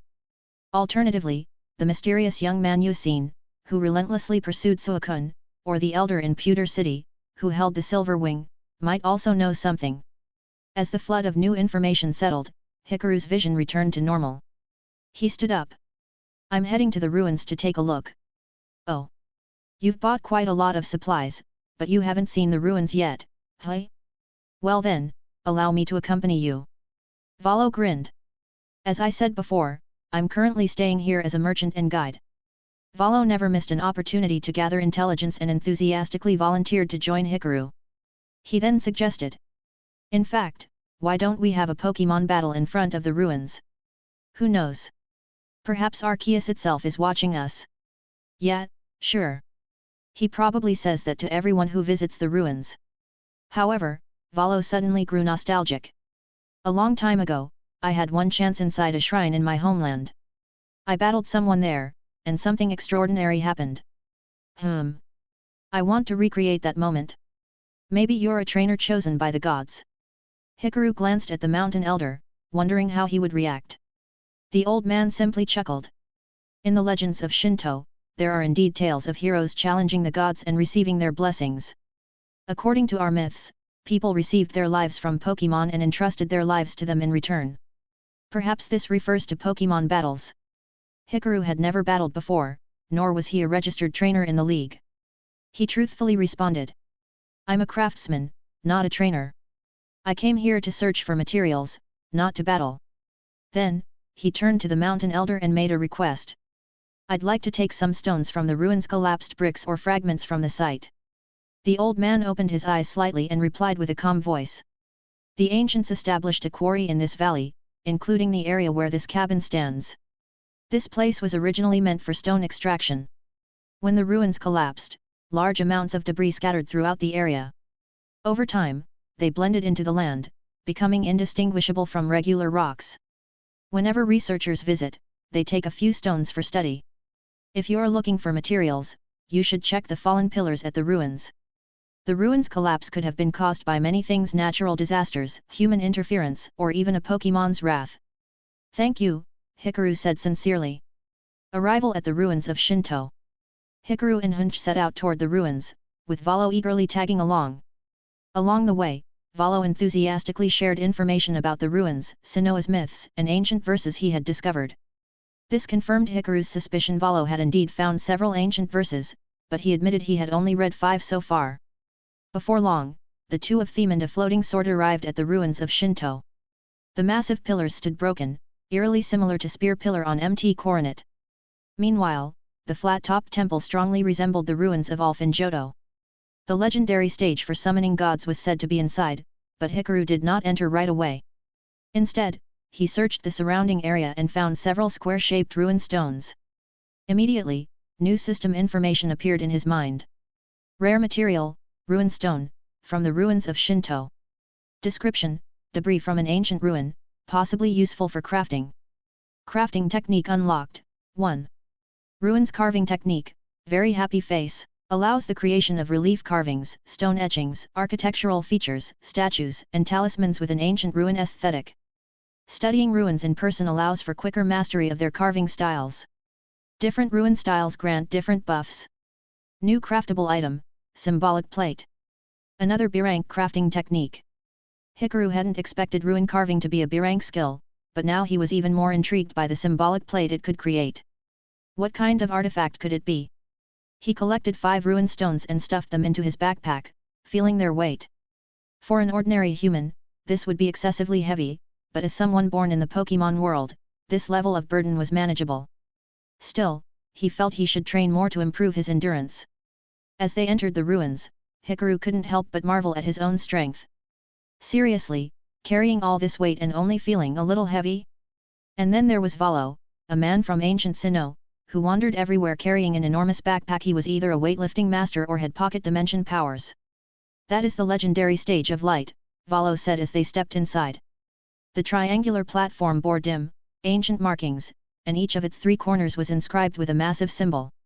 These symbols correspond to mythical Pokémon Dialga, Palkia, and Giratina. Unlike Cynthia, who had needed extensive research before recognizing these patterns, Valo identified them instantly. I've studied this place for some time now. The researchers from Johto also suggested that bringing the Pokémon matching these emblems to the stage might trigger something, but that's just wishful thinking. Ah, I must be getting sentimental. Valo returned to his usual cheerful demeanor, while Hikaru secretly criticized the misleading stage design. It made people think they needed to bring those 3 Pokémon, but in reality, none of them were required. The ruins carried a distinctive architectural style, unique to ancient Shinto. As Hikaru walked around the stage, nothing happened just as expected. However, by observing the engravings and reliefs, he unlocked the Shinto ruins art style. Crafting style unlocked, Shinto ruins aesthetic. Effect, slightly enhances the mental power of humans and Pokémon, while also reducing accumulated fatigue. You've been staring at everything thoughtfully. Did you discover something? Valo asked eagerly. Hikaru shook his head. I was just studying the sculpting techniques. Ancient ruins, ancient artistry. Wouldn't it be fascinating to recreate this in modern times? Oh? Sounds like you're planning to rebuild a shrine or museum. Valo's curiosity was piqued. But Hikaru had already stepped off the stage, while Valo began to ponder deeply.